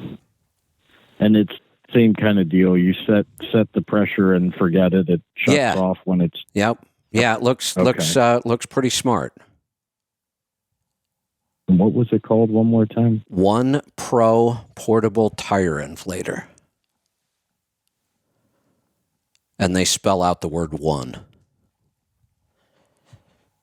Okay. Cool. Well, you'll have to let us know how it is when it arrives. Yeah. Because I deal with the same thing. When I'm on the road, I'd like to keep 130. I would put 140 in my coach tires because I've got some 16 ply, some pretty big tires. It's just so hard to get that much pressure. When I'm at home, I do have one of those little, portable construction donut looking things, and you can crank that up to 150, but man, is it slow. It takes forever. Right. So we'll see. Good deal. Well, I'll look forward to your review. All right. Sounds good. Let's, the calls just keep coming today. Let's grab another one. We'll go to Ohio. Dwayne, welcome to the program. What's on your mind today? Oh, yeah. I just want to put my 2 cents in on the solar and a couple other things too. Sure. I've been following on YouTube. I've been following two pretty to me and have little comments on it. And I've been doing Will Prowse, and the other guy's name is John Daniels. Well, Will Prowse has he's more technical, all the time technical on stuff like that. He'll do the comparisons and stuff. And John Daniels is more of a hands-on, do the project, what he's doing in his own place and stuff like that. Okay. But picking that out, I'm myself, all right, and getting, according to these guys, one of the best solar panels for what they are. But I'm going 12 volt and only going 100 amp panels, because 300 amp panels take almost the same real estate as a 300 amp panel. I thought 300 watts. And like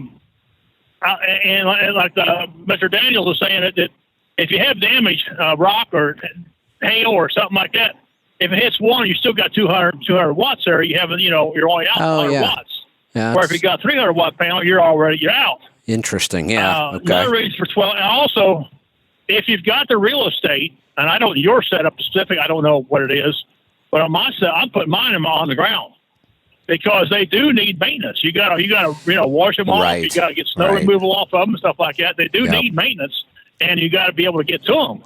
Also, heat has a lot to do with their output and their degradation.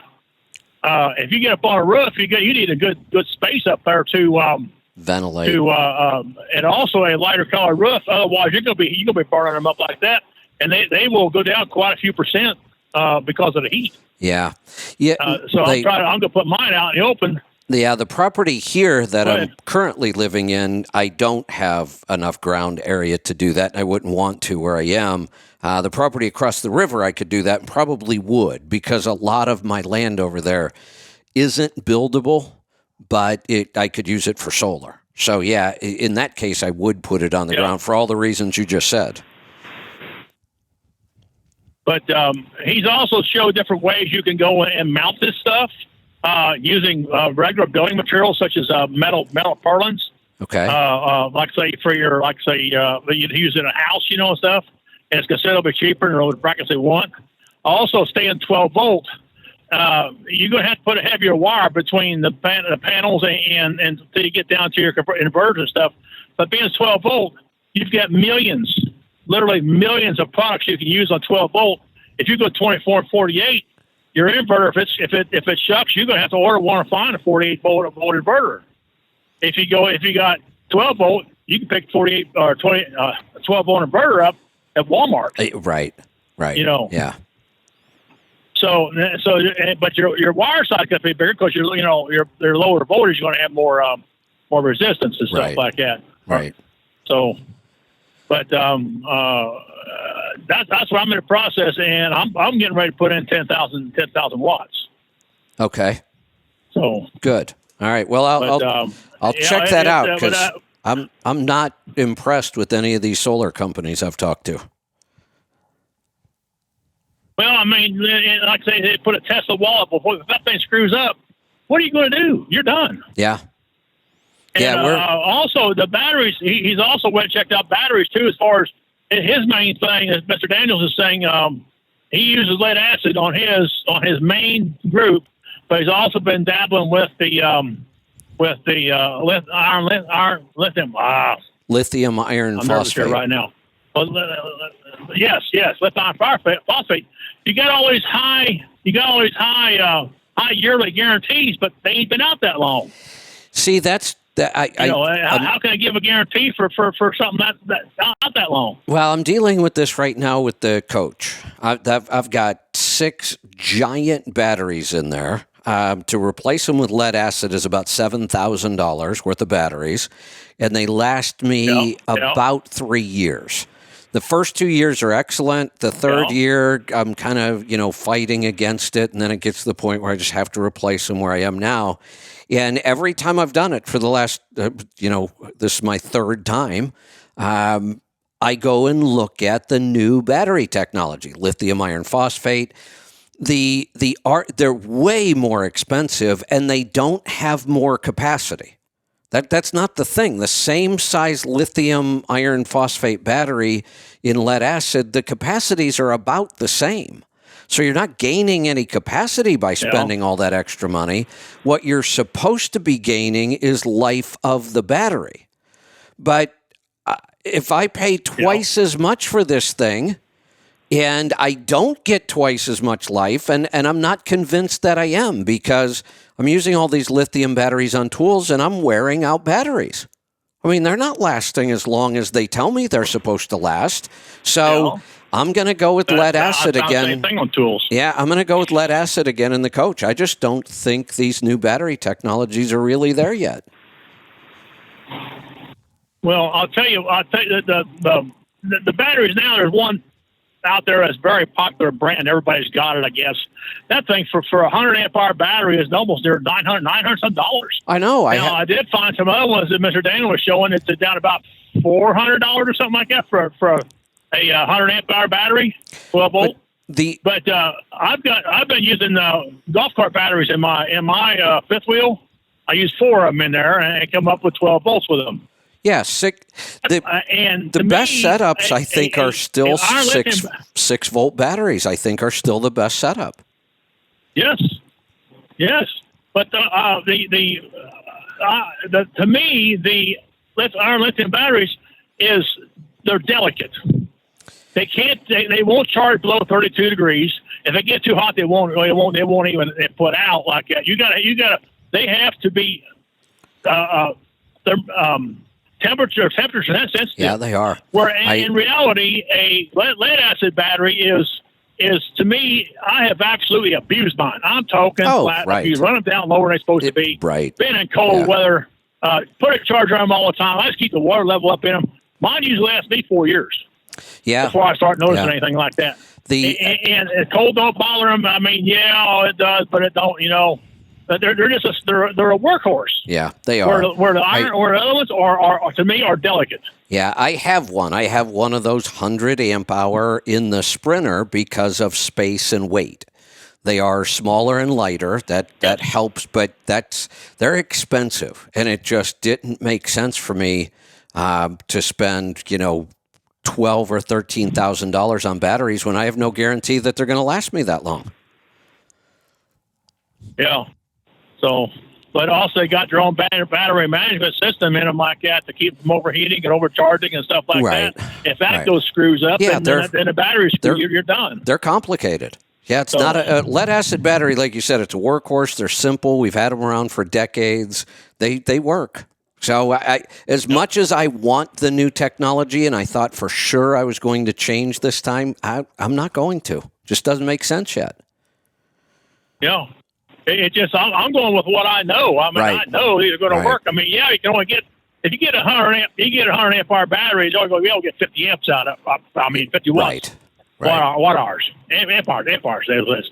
And, on a lead acid where you're supposed to be, that was supposed to take it down to 100% or totally down to 0 and not hurt them none. So I don't know, but like I say, the warranties are throwing out there, stuff like that, but Mr. Daniel has found a place where you can get a 12 volters for, I think, like $400. Okay. It might be $500, but I think like $400 if you look at it. But you have to go in, you got to search him. You got all kinds of different things like that, but you have to search it on there for, his batteries, where he's getting them and stuff like that. So got it. We'll do. All right. But he goes to try those sides. Yep. thanks for the tip on that one. I'm going to go check that out. Let's go to Virginia. Nick, welcome to the program. Hey, Kevin, how you been? Good. What's on your mind?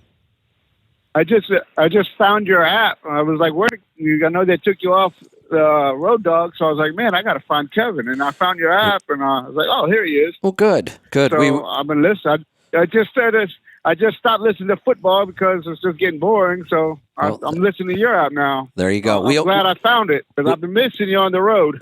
we only missed a day. They canned me on Thursday after the show was over. Really? I was off the air on Friday. We came back live that Saturday. I worked the weekend just so we could be back on the air. We've been back on the air every day since. Yeah, because I was listening and I turned you on Friday and it was like, well, these are repeats. What the heck going on? And then I heard they kicked you off the air and I was like, oh, that's some BS, you know? Yeah. No, but we're here. I wanted to ask you about mileage rates. Okay, so I've been doing this since 2016. Okay, in 2020 I had my first truck blow up on me.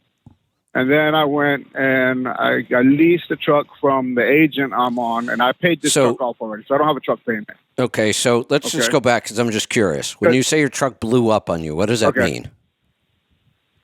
I was a dummy, and my mechanic was busy at the time, so I had an oil leak, and I changed the oil pan gasket. That's what I thought, and I saw some plastic in there, and it was an N14.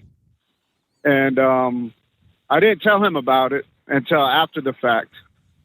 And I missed a coolant nozzle that sprays oil onto that piston when it goes down and up. Broke. And it stopped spraying oil on that thing. So it was leaking between, I think that there's what do they call it, the block, and then you got another, what's that, the seal that goes between the block? Are you talking about the liners? I don't remember what it is. The liner, yeah. Yeah. So it was leaking behind that, right? And he told me that if I would have told him about the plastic, he would have came over and checked all the oil coolers. But I was going down 40 in Dixon. I think it was 2021. Can't remember the lake that. I lost the number 6 piston right on the highway. Okay. You know what I mean? Got it. All right. And it was an older truck, so it wasn't really worth putting 30 grand into the engine. Now that makes sense. You know what I mean? So my mechanic said, just sell it and recoup what you can and get another truck. And my agent, luckily, had just rebuilt this Volvo I got with an ISX, completely rebuilt Volvo. And he was like, well, I can sell you this truck. You know what I mean? Okay. And I said, well, hell yeah, I'll take it. You know what I mean? Okay. Perfectly a rebuilt Volvo, nice truck, 04. I don't have DEF or anything like that. Okay. So I just paid this truck off. Good. You know what I mean? Not just paid. I paid it off like last month, man. This summer has been kind of rough on maintenance for me because I had to put a clutch in, and then I had leaf springs break, and then I just finally got the truck where I needed to be because, But my question is if I'm doing my mileage rate correctly, because I don't per se pay attention to mileage rate. I'm more paying attention to my gross and my net. Okay. You see what I'm saying? Okay. But I know that if I want to make $1,500 a week for salary, pay an estimate of $2,000 a week in fuel, plus the carrier's insurance and stuff, that is $150 a week. And then my trailer is $160 a week. I gotta roughly make $1.36 a mile for 2,800 miles. That'll break me even. So anything over that, I consider that profit. But how I do it myself, since I'm a one-shop guy, I know if I gross $4,000, I'm on a net $2,000 to $25,000. If I gross $45,000, it's going to be more $25,000 to $3,000 home. You know what I mean? And anything over $5,000 to $6,000 is going to be $35,000 to $4,000 to maybe $5,000 home, depending on your fuel usage. Okay, if that makes sense. Yeah. So so that's what I concentrate during the week is, okay, I want to make this much money to the house. I need to make this gross. So I don't even pay attention to the mileage rate because I run the spot market. And, every region is different. Right. And everybody that I talk to, oh, you're calling cheap freight, that cheap freight comes up. I'm like, well, cheap freight to me is below $1.36 a mile because that means I'm not making any profit. Am I right? Yeah, well, I'm not going to say you're wrong, but I'm not really liking this thought process either. It's not a bad start, Okay. but you're missing Right. a lot of things here. The problem with a system Okay. like this, because you're not paying attention to efficiency or good numbers on the expense side, you're just focused on if I can gross this much, I'm going to net this much. You're going to work yourself to death and Right. wear out your equipment like that. Because you're willing to make Okay, up gotcha. for a bad rate just by working more. Oh, no. No, I don't do that. I don't do. No, I don't you are. You take just bad rates to take bad rates. Well, wait a minute. You just said you were. $1.36 a mile is a bad rate. Let's just put that out there. That sucks. Right. So, well, Yeah, that sucks. well, I don't then, shoot for that rate. but you take it, and that's your guideline. No. Yeah. Well, yeah, Yeah. you just told me the I think story. so, I heard right, you. yeah. I'll play it back True. for you if you want. Yeah. True. No, I got you. But You're right. that's You're right. that's the kind of mentality this thinking creates. All I have to do is gross this much, and then I'll I be able to got pay my bills. Well, wait a minute. What if you were Right. able to work a lot less and still pay your bills by being more efficient? Yeah, that's true. Yeah. By building good relationships yeah. and finding better rates, by watching your expenses so we can lower our fuel cost and lower our maintenance cost. Right. Does that make sense? Yeah, that makes sense. Yeah, true. Correct. Right. So it's just a change So- in the way you think that we should focus on those expenses. I would much rather Right. work less and take home more than have to just keep working more to pay my bills because I'm not focusing on getting a better rate and building relationships, and I'm not focusing on my fuel mileage. Your entire focus is just on work more. If I don't have enough money, just work more. Right. That's your whole focus. Correct. Okay. That makes sense. Right. So it has worked for you. You're still in business. You lost a truck. You managed to get another truck and get back into business and get it paid off. So it's working for you, but you could be doing a lot Right. better and not working as hard. Okay. And because I run the boards, and I'm just because I'm So- trying, and I have so here's one change. contact that I call. Well, okay, You know but what I mean? But they're not really contacts, right? I mean, I could tell by the no, way you they're said just that. people I call to get loads. Yeah, Right. why Yeah. not why not sit down, look through the people who you've already moved loads for in the past. Think about, do any of them stand out to you? Were any of them better to work with, or you just liked them better for whatever reason? No matter what the reason is, Right. find 3 to 5 brokers that you've worked with in the past, seems like a good fit, and focus on them. Okay, I gotcha. Right. You makes sense. you said a statement and it was important. You said, I work the boards. Do you realize the best freight never Right. makes it to the boards? Yeah, I know that. I know that. That's But the point.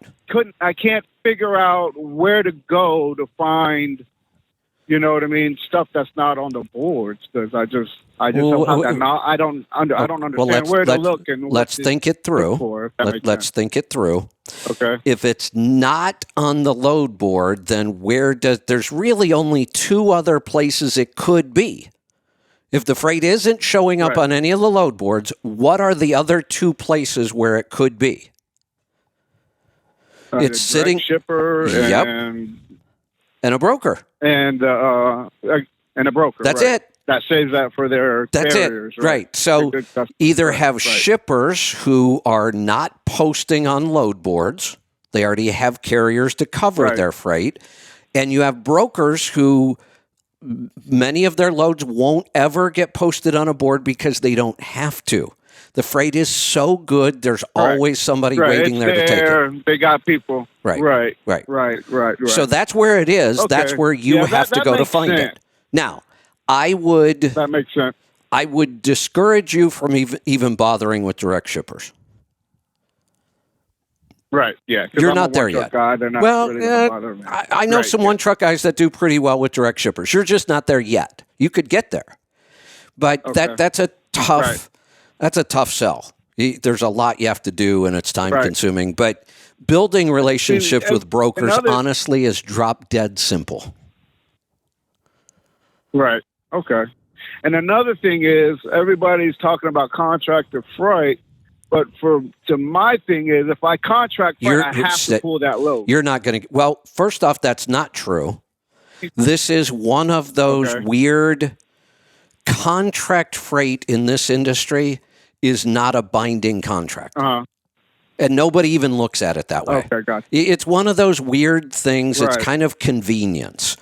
We'll contract this freight, Right. and most of the time we won't have to worry about it.